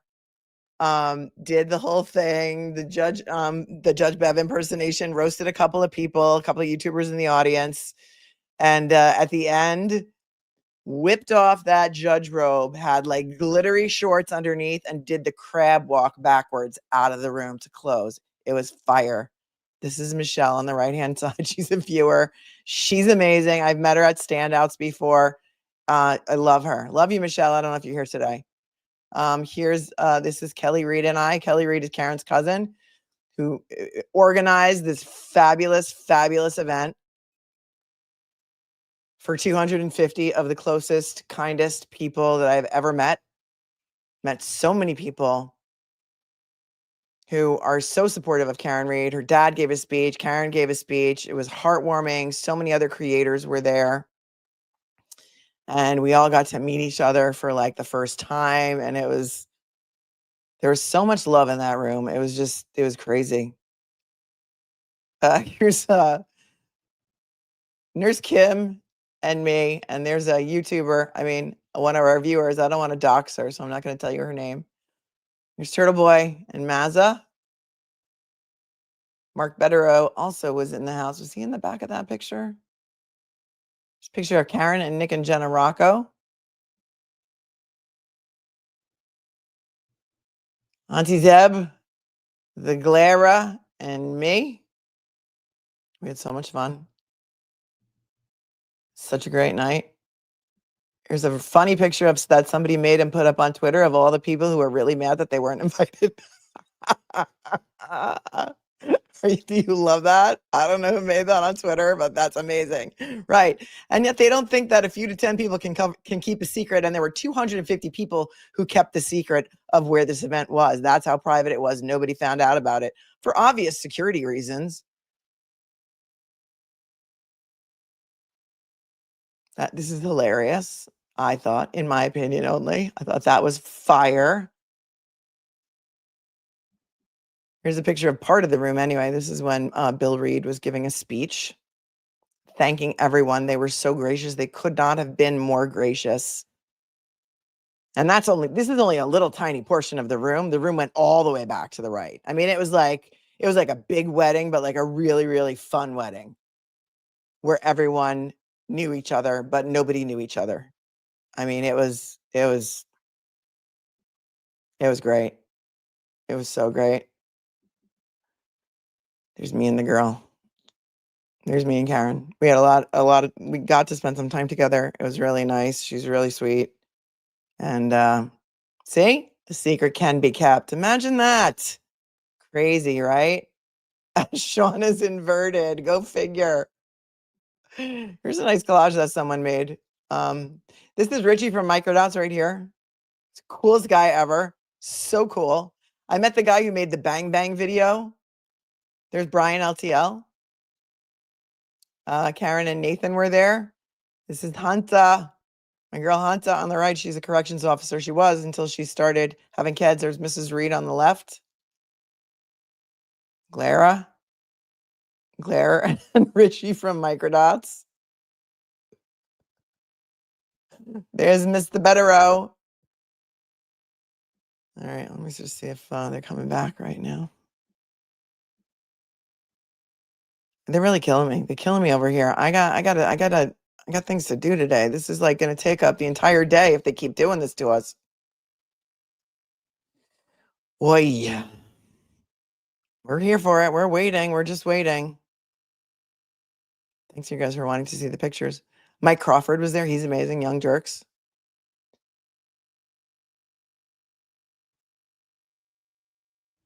Good to have you along with us on this holiday week as we kick off our coverage. Several trials across the country today. We're a little bit behind, actually.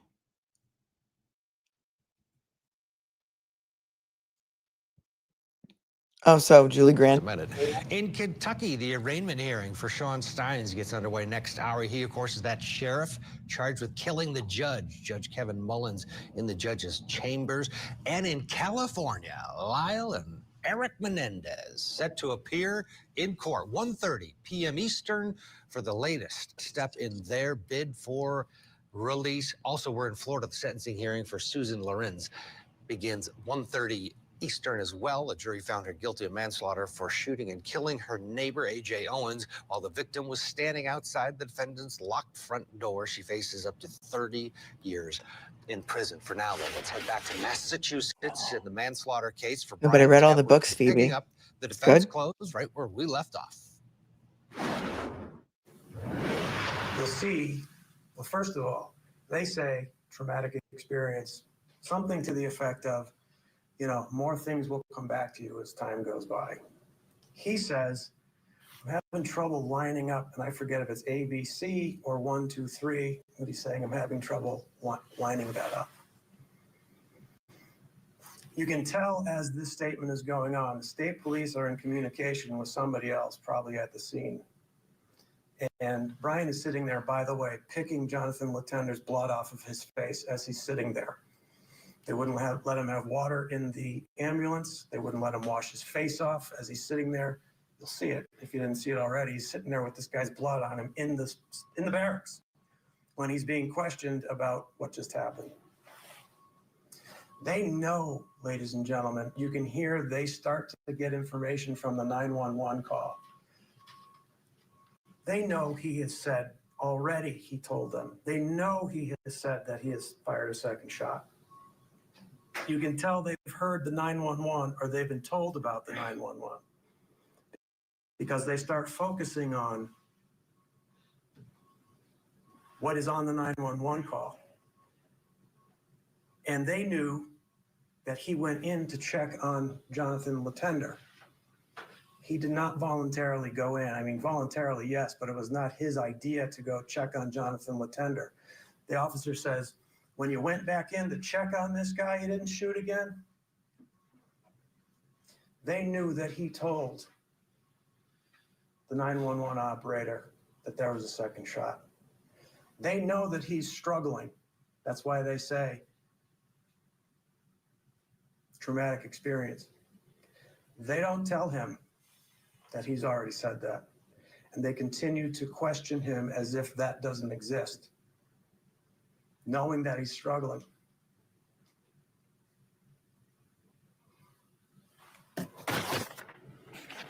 Ladies and gentlemen, I have actually gone over the time. I would ask that you take into consideration these circumstances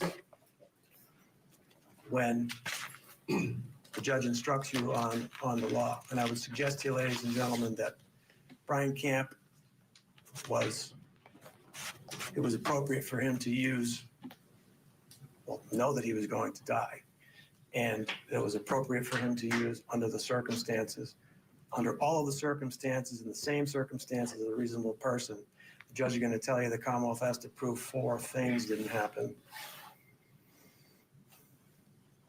They're not going to be able to do that because this was, under all of the circumstances, ladies and gentlemen, an appropriate use of deadly force. And I ask that you find Mr. Camp not guilty. Yeah, he needed killing. Oldest defense in the book. All right, there it is. The defense closing argument that the state, of course, will get the last word in the rebuttal. We'll go back into the No, courtroom it's for not that. a We're little rebuttal. bit It's going to be behind their here, closing. because Ted, of catch up, commercials and Ted. Menendez stories, other things that we're doing, but we're going to watch it all. Just don't be surprised if the deliberations clock pops up, because right now the jury is being instructed by It's the a judge. duck, So they'll man. have this case You guys within suck. likely the hour, Sorry, and we'll be your kids watching are the in the room. closings for about the next hour. So let's bring in our guest to discuss. He is in Fort Lauderdale, Florida, criminal defense attorney.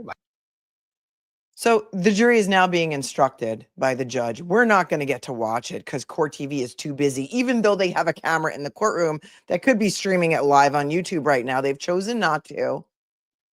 They've chosen not to do that today like they normally did for every other trial that we've watched so far in the past year and a half. The jury's being charged, there could be a verdict before they even let us hear the closing argument from the state. And Ted needs to get on board because it's not the rebuttal. The defense goes first in Massachusetts. The state will do their closing, but you're not going to let us see it in real time. We're going to have to stick around for an hour. At least Ted's better than Julie, but could somebody talk to Ted about just playing it live?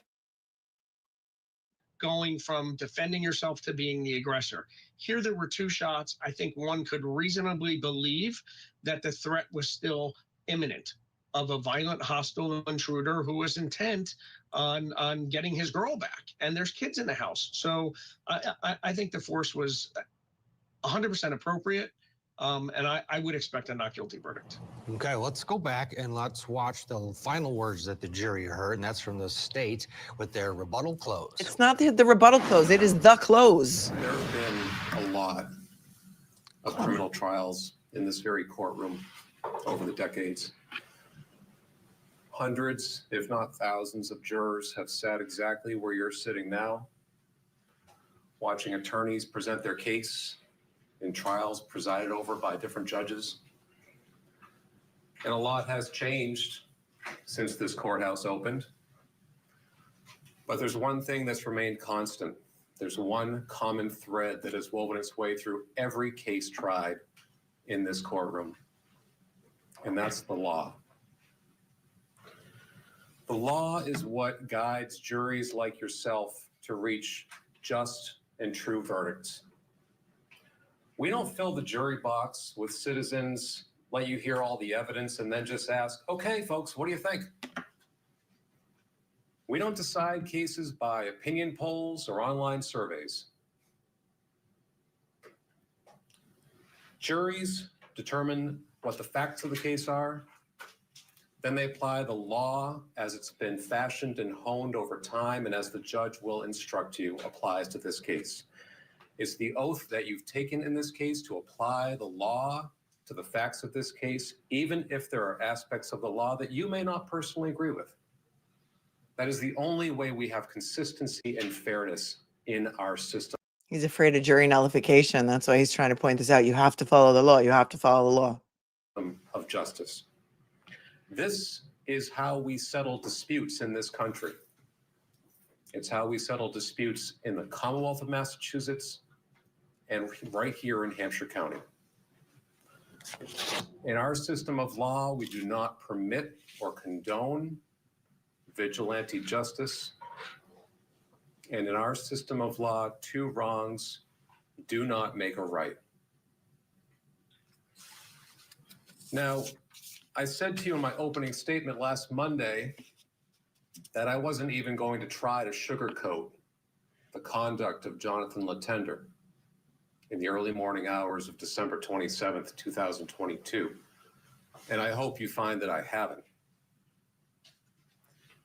He was absolutely in the wrong when he drove up to Chesterfield that night, parked his car on the street, went into that house uninvited, unannounced.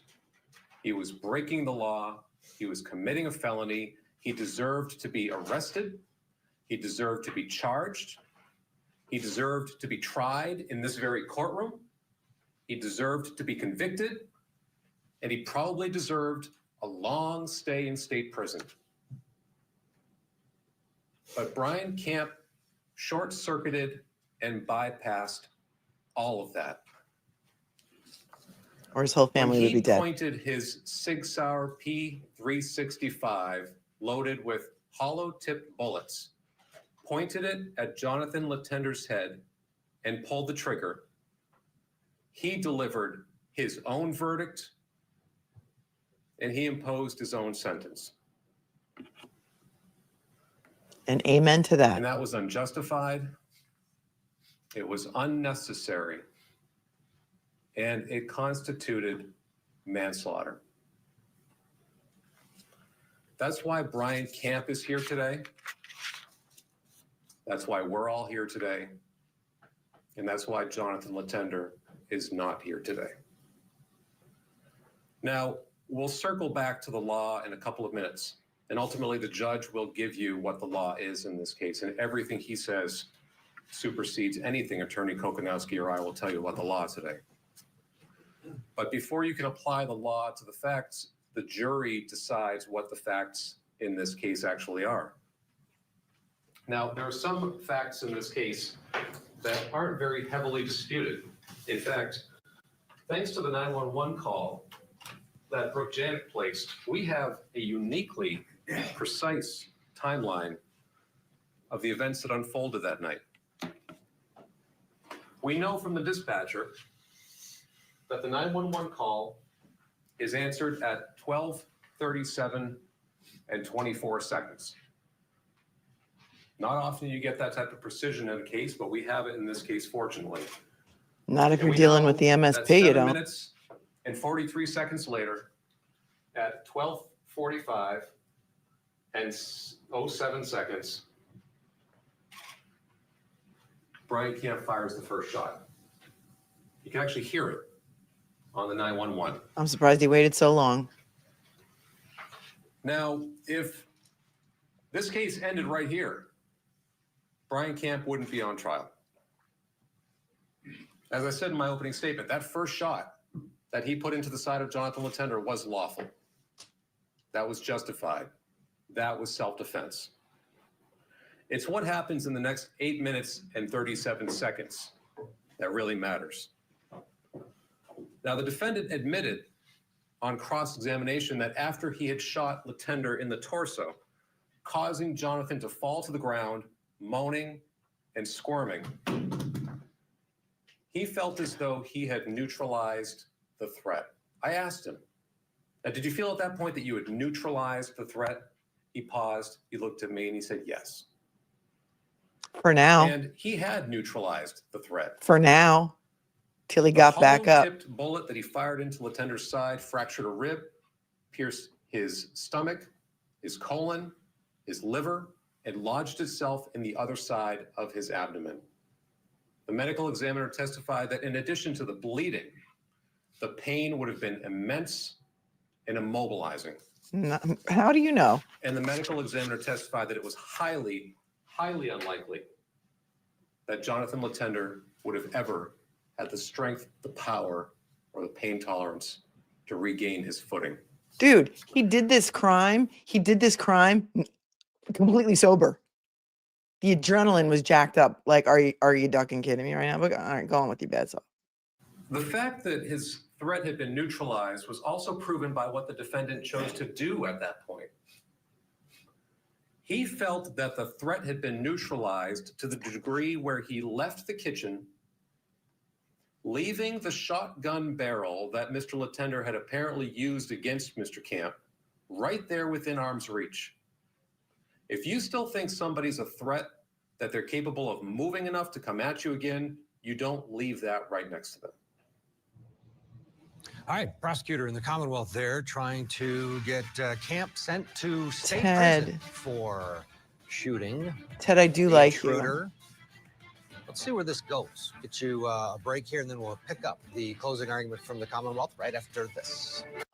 I do like Ted. I have to say, I do like Ted. I mean, I'm a fan of Ted, but I mean, I'm sure Ted has no control over the commercials either. Oh, what's Vinny talking about now?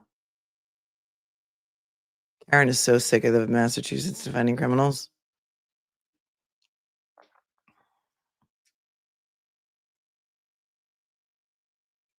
Thank you, KG, for your 20. For thanking me for staying and streaming this with us. You have been my new go-to person to watch trials. Thank you. I love that for us. You feel like a friend. Oh, I am a friend. Julie Grant is now lower than Governor.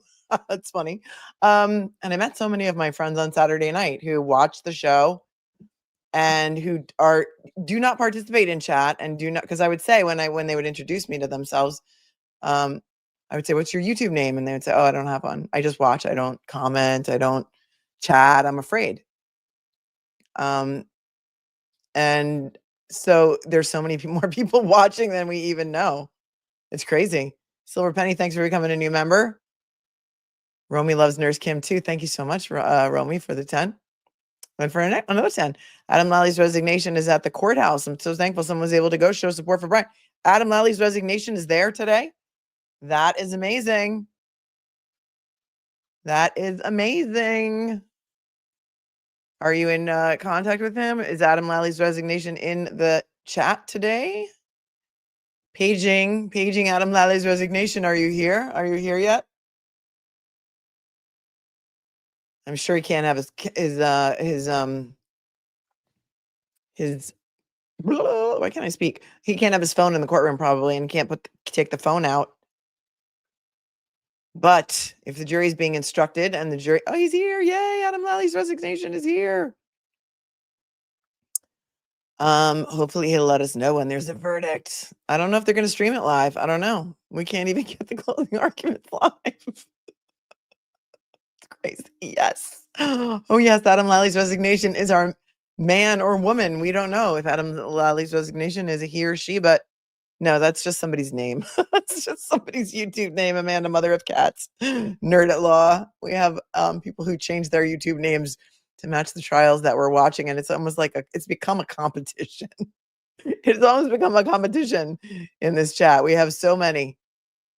Where are you? Let's see. He's here. Hold on. He or she is here. Like, for example, Yuri's math teacher in the house.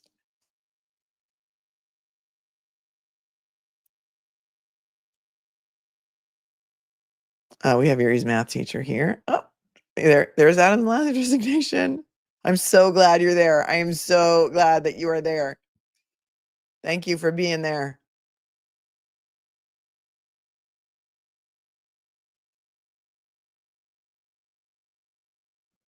Kyoko, hi, Kyoko, a 40-minute segment on what?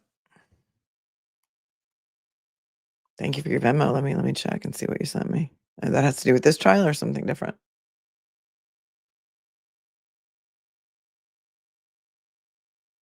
Oh, sweetheart, you don't have to donate anything. I don't know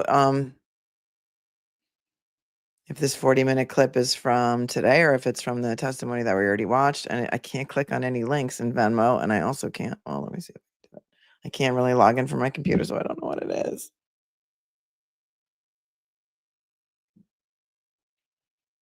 But thank you. I mean, I can look on their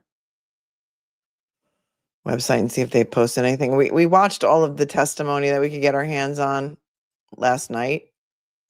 So we watched the direct and cross of Brian Camp, the defendant.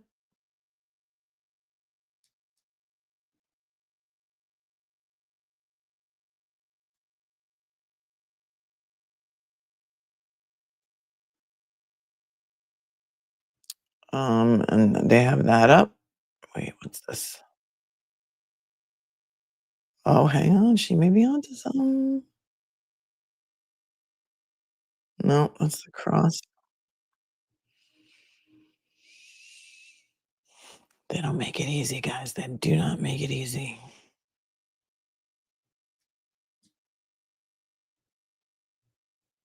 That may be the testimony that we watched yesterday, sweetheart. Thank you, though. With a loaded revolver on the countertop. You don't do that if you fear that somebody's going to get up off the ground and come at you again. He exits the house to check on Brooke, leaving Letendre in the kitchen, out of sight. He goes upstairs, he gets some clothes on, and then he's calmed down enough and gathered himself enough that he reaches for his cell phone. Johnathan's still in the kitchen, still moaning, still neutralized. Mr. Camp pulls out his cell phone. He calls his boss. They talk for 2.5 minutes. His boss then texts him some advice. Make sure you take some pictures for evidence. Mr. Camp reads that. He decides that's a good idea. I'm going to start taking pictures. And he proceeds through the house, starting first with Mr. Letendre's body on the ground, and then taking more pictures throughout the house. Now, we know from Good advice, actually. That is during this 8 minutes and 37 seconds, Mr. Camp calls his boss at 12:46:46. He snaps that first picture of Johnathan Letendre at 12:52 and 58 seconds.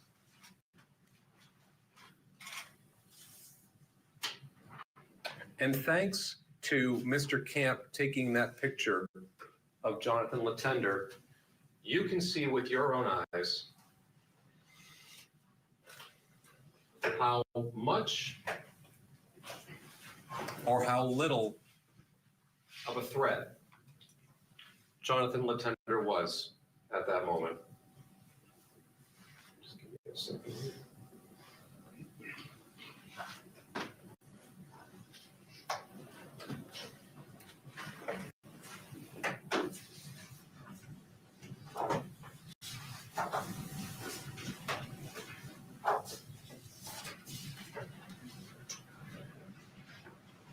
Give me 1 second, please.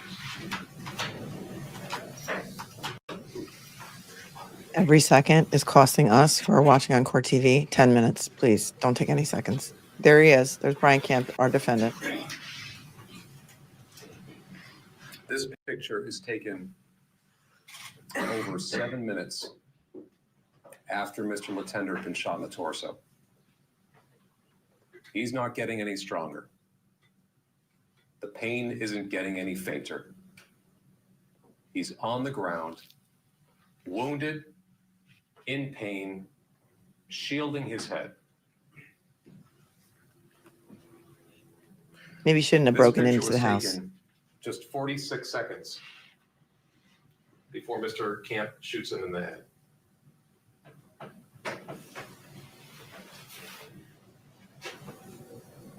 "46 seconds between Exhibit 68 on the left and Exhibit 5 on the right.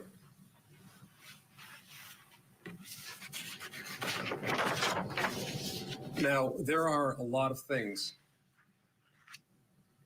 that Brian Camp could have done in those 8 minutes and 43 seconds.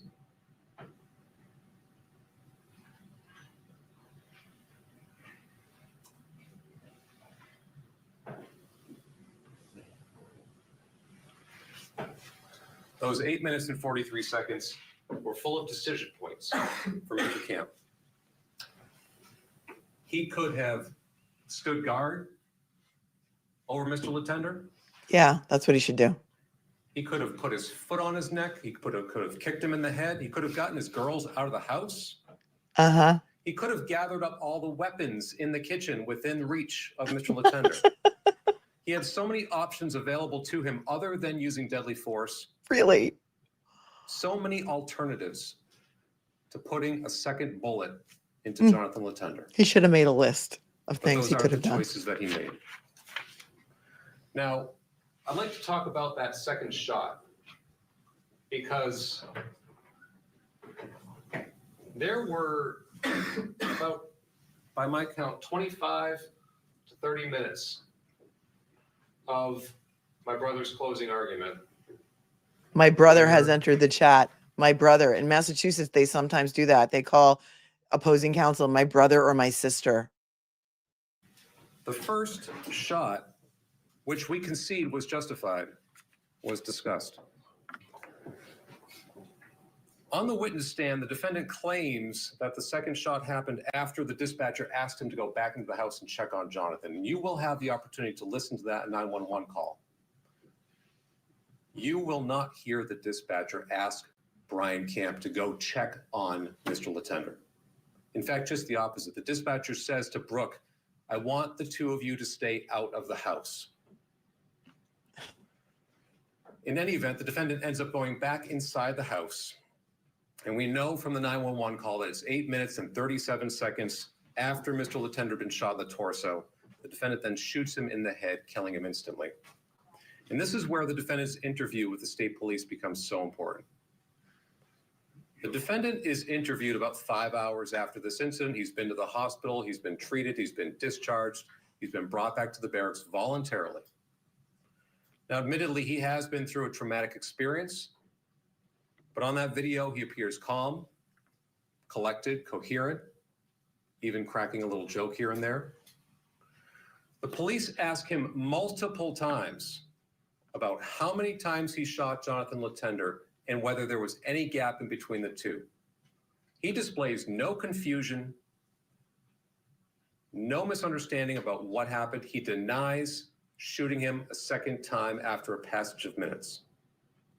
He is crystal clear about it. All right, state prosecutor trying to convince this jury that they should send, that Brian Camp should go to prison for shooting Johnathan Letendre. Letendre, of course, shows up at his ex's house because he wants her back. He has a knife with him. He has a set of handcuffs with him, and he gets into the house and he fights with Brian Camp. And guess what? He ends up dead. I think Ted thinks he deserved it too. I don't care. I don't care what that guy has to say.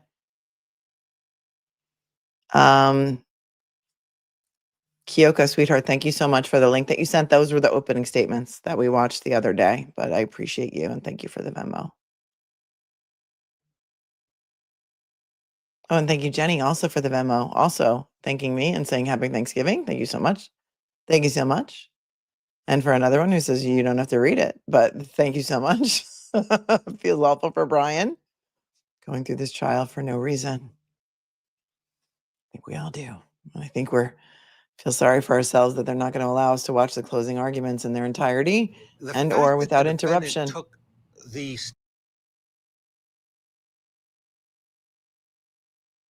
Is the prosecution says he could have stood ground, he could have put his foot on his neck. Both of those imply that Letendre was still a threat.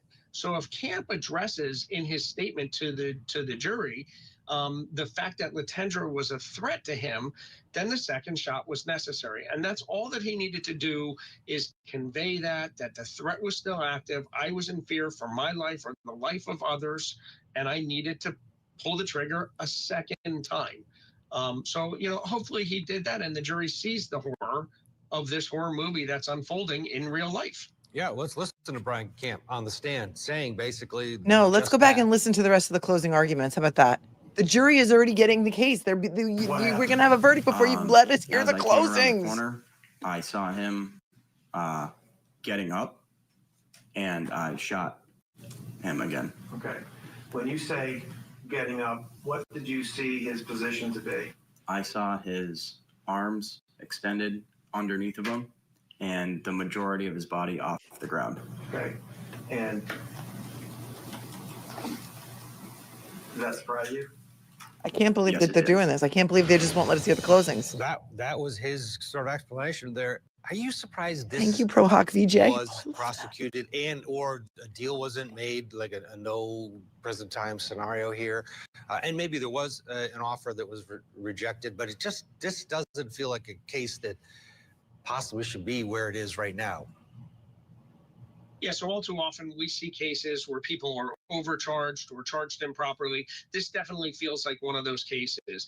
Again, the prosecutor, Mr. Gagné, said that the medical examiner testified it would be highly unlikely. He didn't say impossible or improbable that Letendre would get up. And now you've got Camp describing the fact that Letendre was getting up. He's still a threat.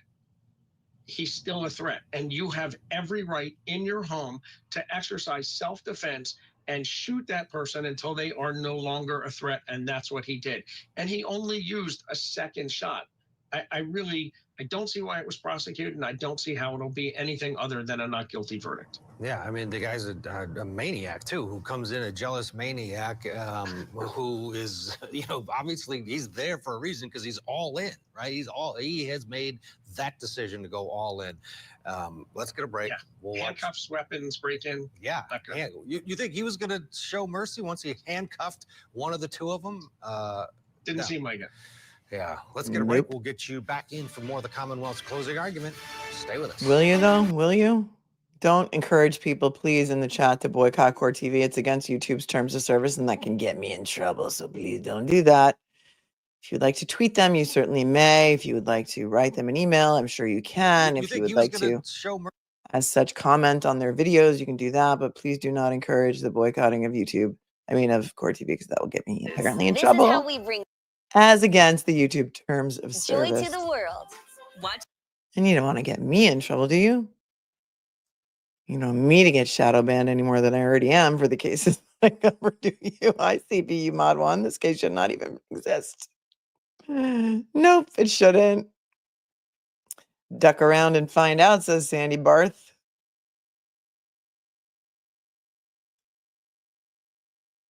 Just ducking around, says, I'm not in court, but I'm here. What do you mean? Are you outside? Are you outside, boots on the ground, outside the courthouse? That's amazing that you showed up. Thank you. Is anybody else there? Are there other supporters there with their free Brian Camp signs? I love you guys so much. Tracy says, maybe this wouldn't have happened if your MSP didn't take 20 minutes. That's right. That is right, Tracy. Thank you so much for your super chat. And Mrs. Bucket coming in. Thank you for your super sticker. Hello, ProHawk VJ, and thank you for thanking me for covering the case, and I love your name. Reclined one, thank you. To all the prosecutors in Massachusetts, we the people of Massachusetts expect all your resignations immediately. Yes, I can imagine that you're not very happy about this. 23 years old. It's, we're outraged. I'm outraged. I don't know if you guys are outraged, but I am outraged. Finally, someone with sense. It says Sean and Nicole. I'm not sure who you were talking about, but in this trial. Yes, Angie says, thank you. You boots on the ground, folks. I'm so glad some of you showed up. Because so many of you who live right near the courthouse didn't even know this trial was happening. So many of you in Massachusetts didn't even know this case was happening. It was only a 3-day trial. And 20 minutes must have felt like hours. I can't even imagine. I can't even imagine. No, Adam Lally's resignation is just somebody's YouTube username, Patty. Don't get confused. Don't get confused. Court TV is stealing all the law tubers' thunder, monopoly. I don't know. I don't handle their programming, but they seem to think that they know what people want to watch. They seem to think that they have their finger on the pulse of the public. So I submit to you that perhaps they don't. Perhaps they don't realize that Massachusetts is watching in huge numbers what's happening there. Yuri's math teacher says the dispatcher was playing traffic cop while there was an active crime scene. I'll be making my own damn decisions if there are no cops there. Yep. Don Moore says the key question, in my opinion, was the second shot necessary? Was he still a threat? Without video or another witness, there's no way to prove he didn't get up and was not a threat. No way to convict, right? The only evidence we have of that is the testimony of the defendant who did get on the stand and testify and said he was getting back up again. Said he was going to kill me. I had to shoot. CM says they just checked the local news channel. Still nothing about this trial on the Springfield channel. It's insane. Insane. Amy says they want to destroy this brave young man's whole life because he was victimized. It's deranged. Yeah, it is. Prayers for Brian Camp. Thank you, James.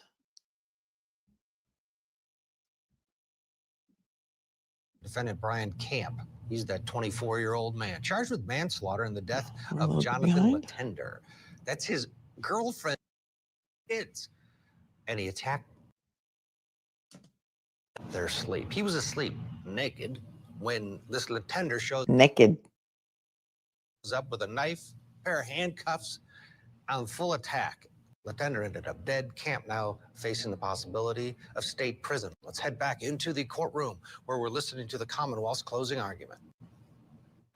Oh, he figured out it wasn't rebuttal. Do you think he's Let listening me show to me? you an excerpt of his Or interview. somebody at the over there is. Girl one's outside. Did she get the kids or were they still in the house? No, they were still in the house. And then so you ran outside, checked under. What did you remember what she said to her? No, she was just talking to somebody on like the dispatch. I don't really remember what or I don't remember what I said. And then you went back into the house. Yeah. Okay. Was there any more shots fired when you went back into the house? No. Did you check on the individual? No, I left that there. Okay. And then you get dressed? And then went back outside, and then momentarily somebody pulled in. Okay. When the house got some clothes, came out, police on scene. No second shot. No story about Mr. Letendre getting up off the floor. And this isn't some just little cherry-picked segment that I've picked out where the only time he's asked about it. Here's another one. Some little cherry pick segment. He was in shock and horror. For real, dude. All right, He had a concussion, right? He was beaten over the head. I'm going to forego that. But I'd urge you to go back and listen to Brian Camp's interview with the state police on at least 3 separate occasions.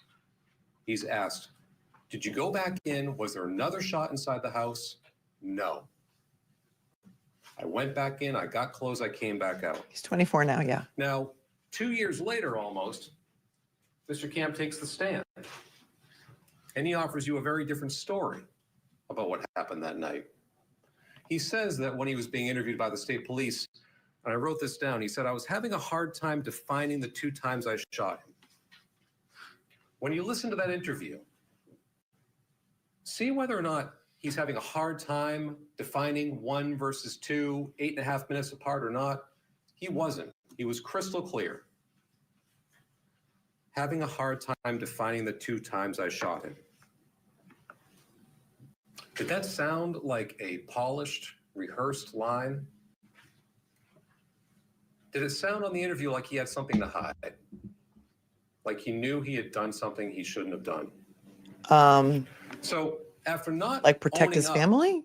to that second shot during his interview, despite multiple chances to do so by the state police, he takes the stand and he tells you a new version of what happened that night.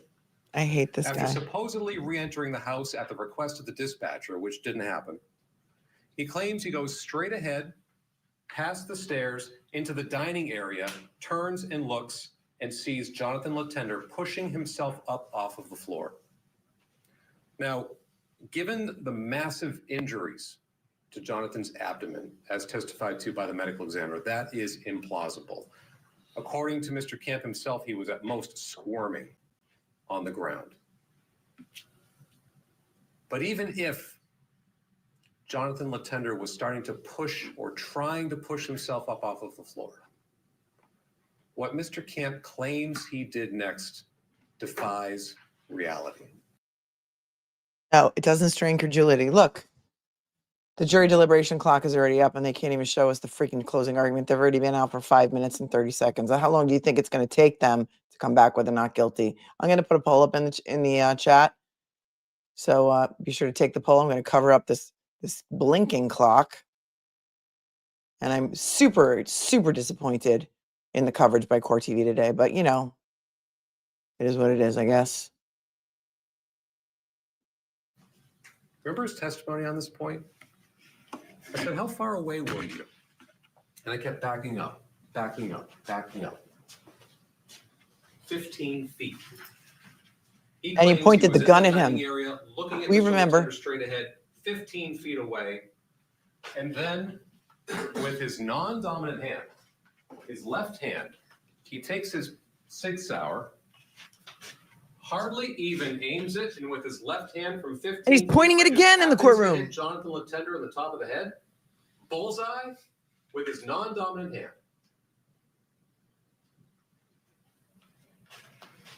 You could look at that testimony and just say on its face it defies reality. Strange credulity is what I like to say. And I would but urge you to. But there is a critical But it piece of doesn't. evidence in this case that disproves that account.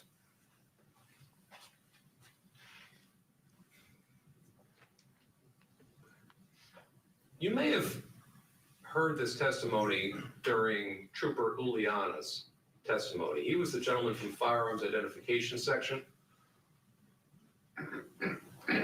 Now, what you're seeing here is a still photo from the body-worn camera footage of Trooper Arici. He comes into the house, he goes past the stairs, he takes a right, he's in the dining room area, and this is pretty much, from what I gathered, Brian Camp's vantage point of Johnathan Letendre. He's about 15 feet back. From this point, he claims with his non-dominant hand, he points the gun, barely even aiming, and hits him in the head. he's pointing the gun again. Is he pointing it at the jury this time? But the problem with that is that as Trooper Uliana testified, this is a semi-automatic weapon. You pull the trigger, the projectile goes forward, shell casing spits out to the side. And on this firearm, it spits out to the right. If he'd fired from this point, the shell casing would be in the dining room. Instead, that second shell casing ends up 15 to 20 feet straight ahead on the other side of Johnathan Letendre's body. Where's your expert for that? This little piece of evidence right here. Didn't get a whole lot of attention during trial. That proves to you that Brian Camp's story that he fed you from the witness stand He fed it to was you. not true, because that shell casing cannot end up there. It does not end up there in the red circle. It does not end up there if he'd shot him from 15 to 20 feet away. Says who? It does end up there if he's standing roughly where his photo is taken from and it falls out to the right. It does end up there if he shoots Johnathan Letendre from roughly the same vantage point that Trooper Brunton is in this still. Close range. Objection. from above. Was there an expert that testified to this? Because now he's just making stuff And up. how do we know that that's the shell casing from the second shot? Yeah. Well, thanks to Mr. Camp, the photo taken 43 seconds before he shot him in the head, the shell casing isn't there. You're Carrie in the house. Brian Camp may have taken an oath to tell the truth, the whole truth and nothing but the truth from that witness stand, but that doesn't mean that he did. He had to come up with a reason why he shot Johnathan Letendre in the head. Because he needed to kill He him. was asked for that reason by the state police. He didn't own it. He doesn't need a reason. The guy broke into his house. He doesn't And he need to didn't prove a own it on damn the stand thing. during- He doesn't need a reason. He doesn't need a reason. The guy broke into his house and threatened to kill him and his whole family. He didn't need a reason. Okay? Trial. He didn't say, geez, the guy was coming at me again. no, 15 feet away with the He didn't go massive to law shell casing. school.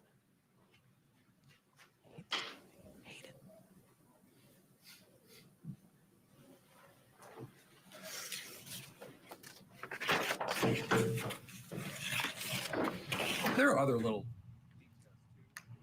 All right. Let's bring back in criminal defense attorney Michael Gottlieb. He's in Fort Lauderdale.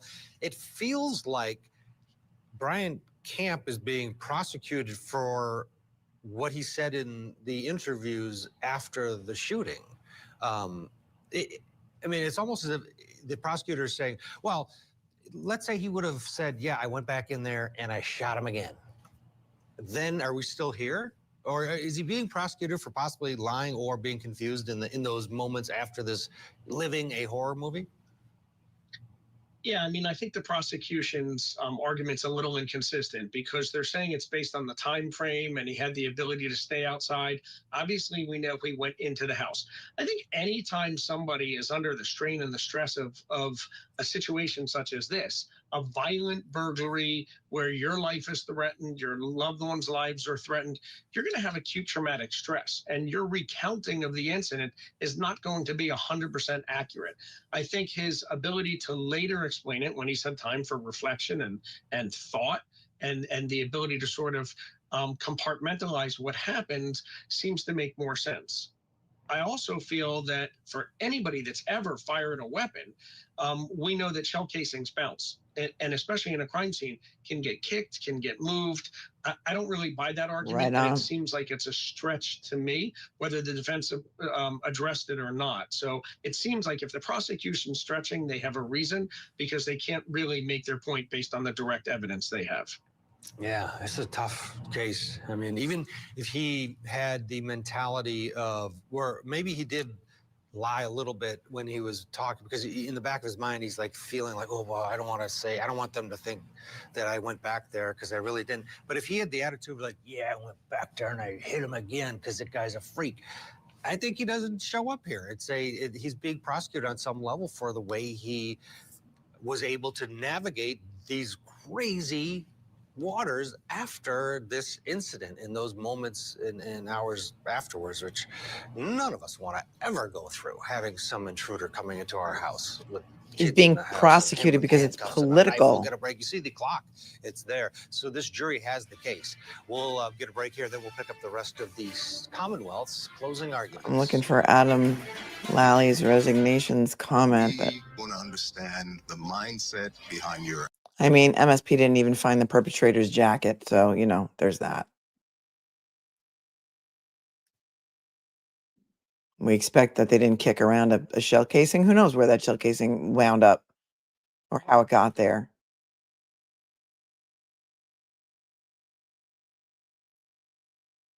Mm-hmm. Scrolling.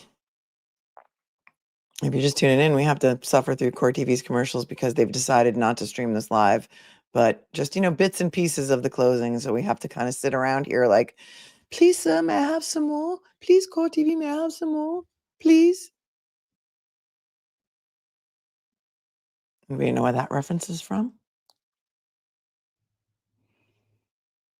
Well, Adam Lally's resignation, who is that is a YouTube username of one of our Snark Tank members. The chat is boots on the ground at the courthouse for Brian Camp, doing us proud. And I don't know where the comment is, but you guys are saying that's great. So if you guys can tell me what Adam Lally's resignation said, I just can't find it right now.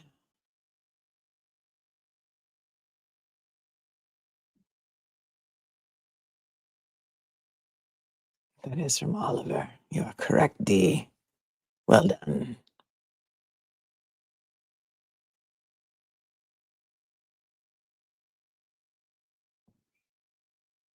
KDB, I don't get the non-dominant hand by the prosecutor. That non-dominant hand argument supports Brian's claim that he shot non-specifically at Johnathan to knock him back again. He wasn't aiming. Yep.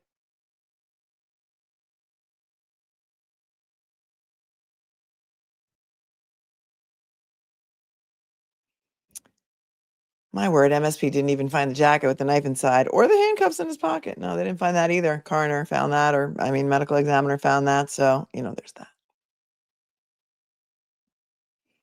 Johnathan says the MSP officers in the Northern District Attorney State Police Detective Unit are actually top-notch lawyers.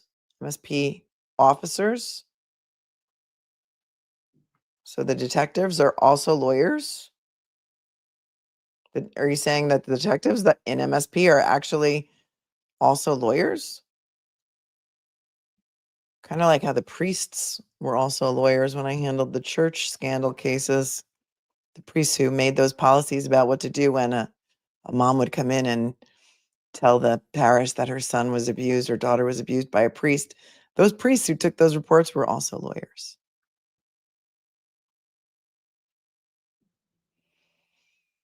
AJ's red-eye flight had another long talk with her adult children or his adult children about I see the picture as a beautiful woman. Her children never to talk to police without a lawyer ever.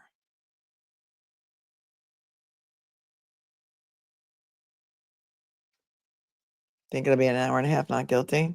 Let's see. Let's see what the poll says. We're at 90%, 96% not guilty as of right now. Put your votes in, guys. We've got only 605 votes, and there are over 2,700 of you joining us on this beautiful day.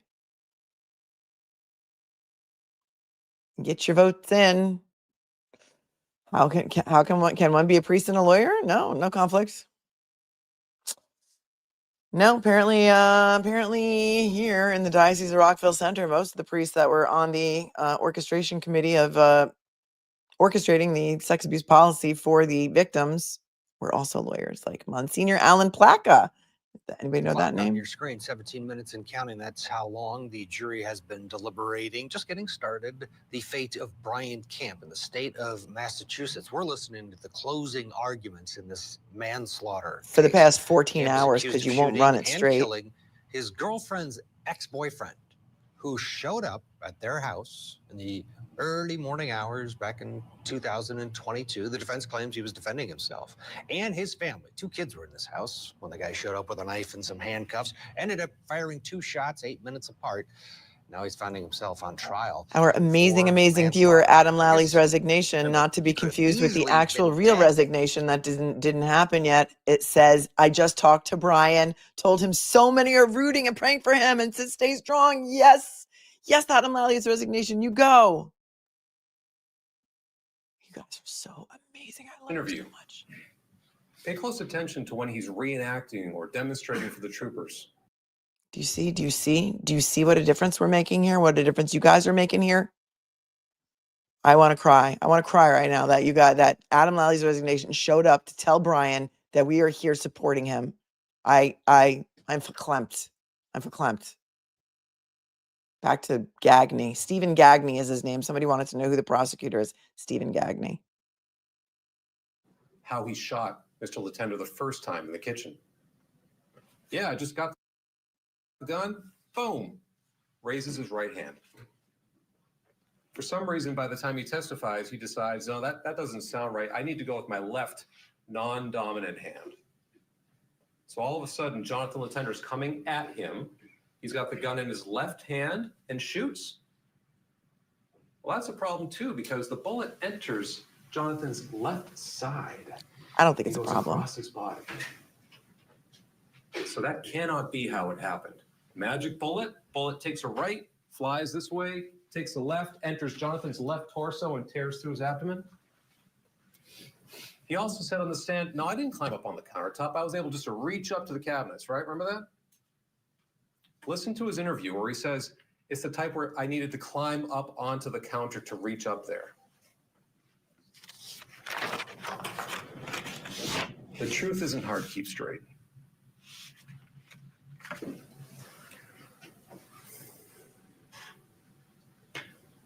This is a tough case for you guys.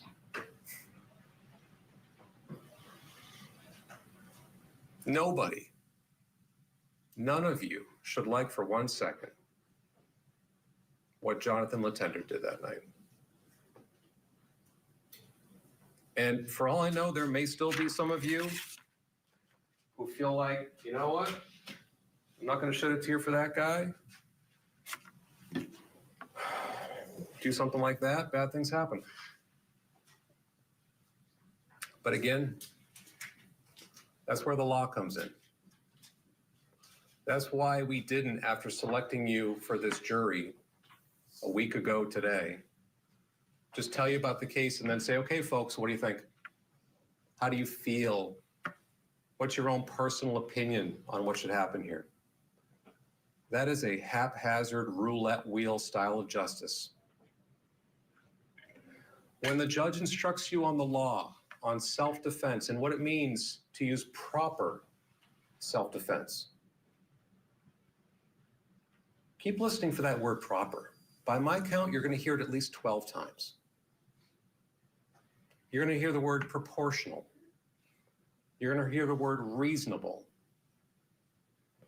And the judge is going to instruct you that the Commonwealth can prove any one of 4 different ways that Mr. Camp's use of deadly force was not proper that night. Attorney Kokonowski may have misspoken when he said we have to prove it all 4 ways. Any 1 4-way will suffice.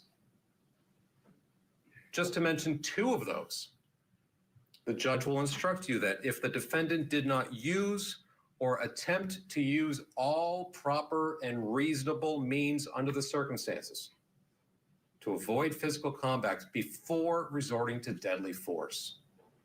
And you've heard this case. All right, prosecutor, trying to urge this jury to ignore their feelings. It's not what's right, it's what the law will allow us to do. We can still get him. We can get this guy. That's the prosecutor's theme to this jury, and guess what? It works sometimes. Michael Gottlieb's watching along with us. Show us the rest of the duck and closing, because you know what's going to happen. They're going to come back with a verdict before we're even allowed to hear the rest of the closing, because you, Court TV, are now the closing police. Sarah and Shock and Horror, thank you so much for the 20, who's telling us what our viewer, an amazing, amazing viewer, Adam Lally's resignation. No, don't get confused. Adam Lally has not resigned. That is a YouTube username. Told Brian he's at the courthouse right now. He has a lot of love and support, and told him people are watching on YouTube. The family is hanging outside the courtroom, meaning Brian Camp's family. And Adam, our viewer, is sticking around for at least a little bit. So that's amazing. Jury's been out for 22 minutes and 24 seconds, and they still will not let us see the rest of the state's closing arguments. So we're sitting here like a bunch of mooks, just waiting for Court TV to grace us with the rest of the state's closing, which may or may never happen. We didn't get to hear jury instructions. We didn't get to hear anything about the verdict sheets. Thank you again, Sarah, for the 20. You didn't need to do that. You could just text me. But you are amazing.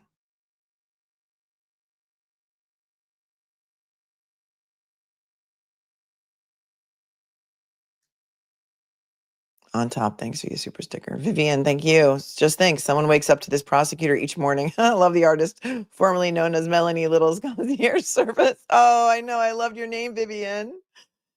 And that was so funny. That was so funny. Vivian James, everyone. Vivian James. She's here all week. Thanks for the 5. Reclined one. No, they're not going to. No. Oh, no, they're not going to let us hear anything else. No. Celebrity. One more rep to go, buddy. Emmett Smith. Reclined one says the reason Mr. Prosecutor is called self-defense. Look at his face. I'm sure you wouldn't remember everything you're being asked questions over and over again when you were protecting your family. I agree.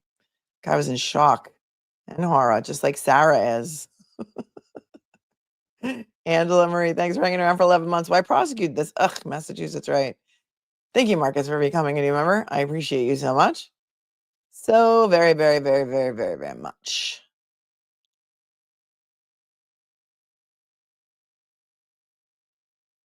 He said he's right behind the cameraman. Adam Lely's Adam. We'll just say Adam for short, because everyone's getting so confused by thinking that he's really actually resigned. Well, the verdict clock was just up, so I think it's like 20. They're up to like 22 minutes. What are you guys up to in the poll here? 96% of you say not guilty. I don't know what a Massachusetts jury is going to say or do. Your guess, good as mine.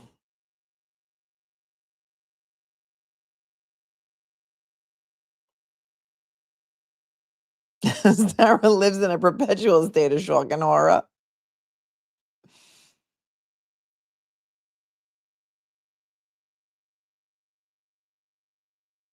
Hipster doofus is honestly scared to ever step foot in Massachusetts. Thank you, 60 Insane. This tape is due before 2 o'clock and it's already 12. So let's hope that something happens here. Otherwise, I'm just going to have to jump ship on you guys. And I hate to do that. Hate to do that to you. Or I can just leave it like playing and you guys can talk amongst yourselves. But I can't believe they're doing this to us. Woo woo. Thanks, Bud's mom from Texas. Let's get it to 80,000. Let's get up to 80K.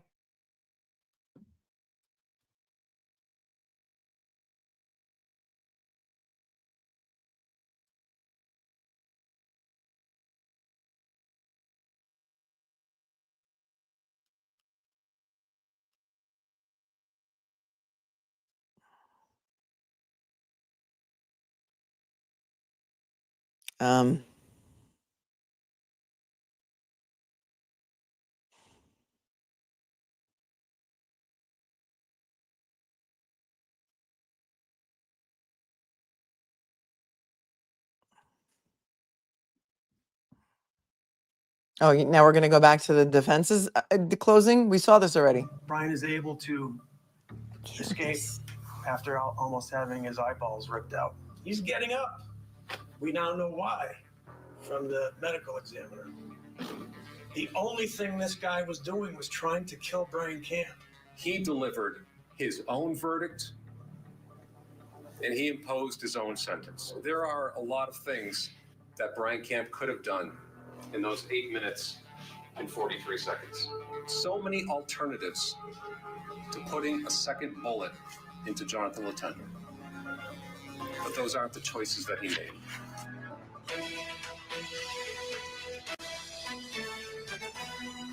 Welcome back to Court TV Live along with Kelly Craft. I'm Ted Rollins. So glad to be along with you on this Monday of a holiday week, Thanksgiving 28 week. minutes and We were saying 37 seconds. It's, normally Thanksgiving week, it's dead. Yes. There's nothing going on.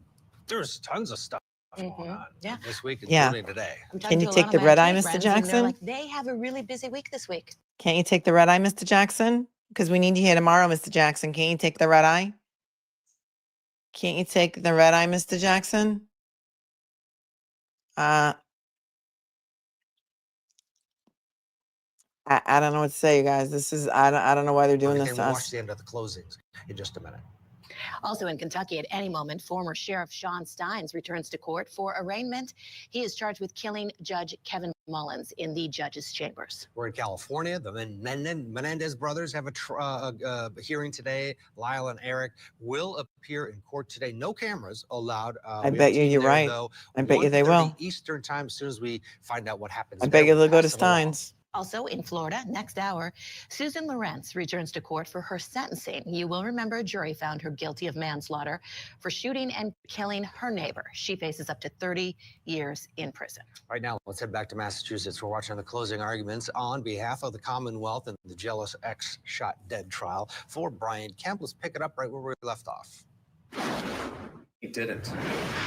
He had many, many options available to him.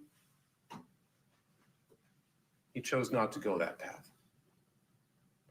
You'll hear the judge say, did the defendant use more force than was reasonably necessary under the circumstances? Did he need to shoot him in the top of the head?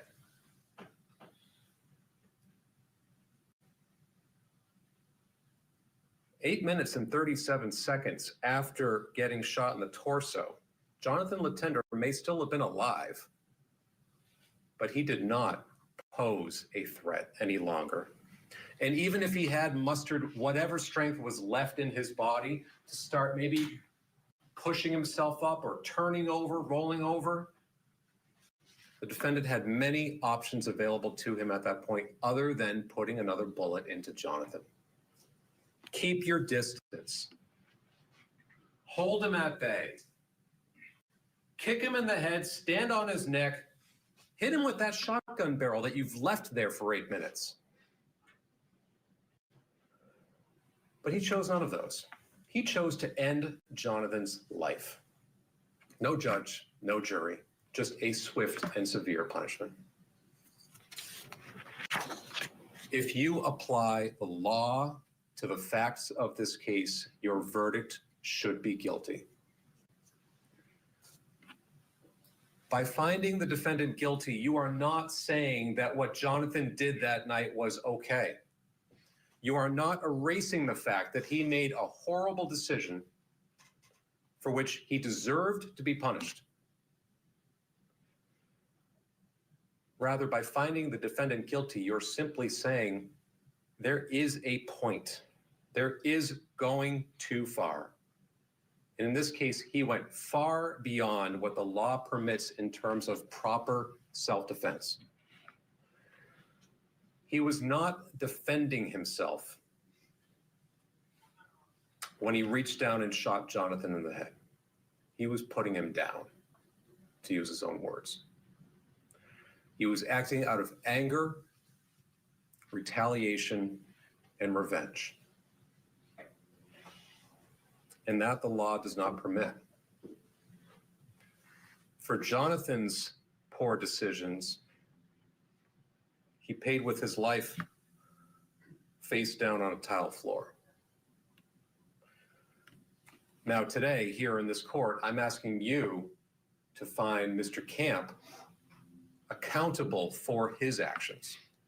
I'm asking you to return a guilty verdict in this court of law after a trial by jury in this room where this society turns for justice. Thank you.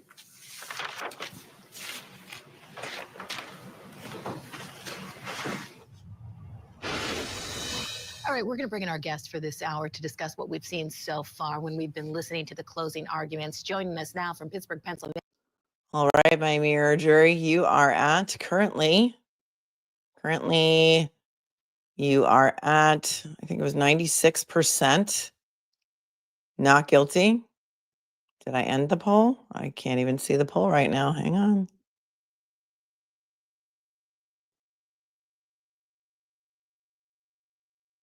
I don't know. The poll disappeared. I think it was 90% not guilty and like 4% guilty is where I think it actually ended up.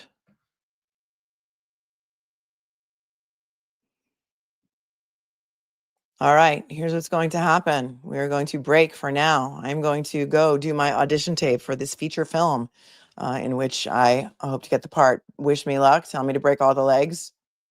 If and when they come to a verdict, we will come back and cover it. Thank you to Adam Lally's resignation, who is boots on the ground at the courthouse. Hanky Panky's Little Wanky says, based on the length of this trial, it just makes you wonder why the Commonwealth prolonged Karen Reed's trial, possibly just to confuse the jury's memory. Could be. Could be. Gianna, thank you for becoming a new member. Kay Willis, the realtor, is here. I live in Massachusetts. I can't believe our state would bring him to trial. Let's hope the jury comes back quickly with not guilty. Let's hope. Dawn, thanks for being a member for 3 months. Says, sad to say, I have no faith in our justice system. Our viewer, Adam, did go talk to Brian. He's in the courthouse and said to Brian that he told him that so many are rooting and praying for him, told him to stay strong. Thank you to the anonymous viewer who sent me 5 matcha lattes. And Lisa, thank you so much for your Cash App. You're a sweetheart. You're a sweetheart. I appreciate you so much. Says happy Thanksgiving. All right, so keep watching that verdict clock, my friends. Stay cool, stay kind, stay classy, and we will come back if and when. Jenny, thank you so much for the Venmo. Happy Thanksgiving to you as well. if and when there is a verdict in the Brian Camp case, it looks like Court TV is going to cut to the Mickey Steins thing. So there is that. Perhaps, and maybe if I'm done by 1:30, which I should be, we will come back and do the Menendez hearing. So, you know, we juggle, we do things and stuff, and we get it all done. We just do. Smash the like button on your way out. Make sure you have your actual notification set, because I'm just going to go on when the verdict comes in. So make sure you have your notification set. And make sure, yes, Busted Mom from Texas, I know it's you. And make sure that you come back. Thank you to the moderators for keeping it classy for the 3 hours that it took us to get through the closing statements because of Court TV's, you know, ridiculousness. And I will see you all real soon. Peace. I'll be back soon. Don't miss me too much. And make sure you have your bell set so that we can come right back. All right. See you soon. Be cool, be kind, be classy. As always, I know you will.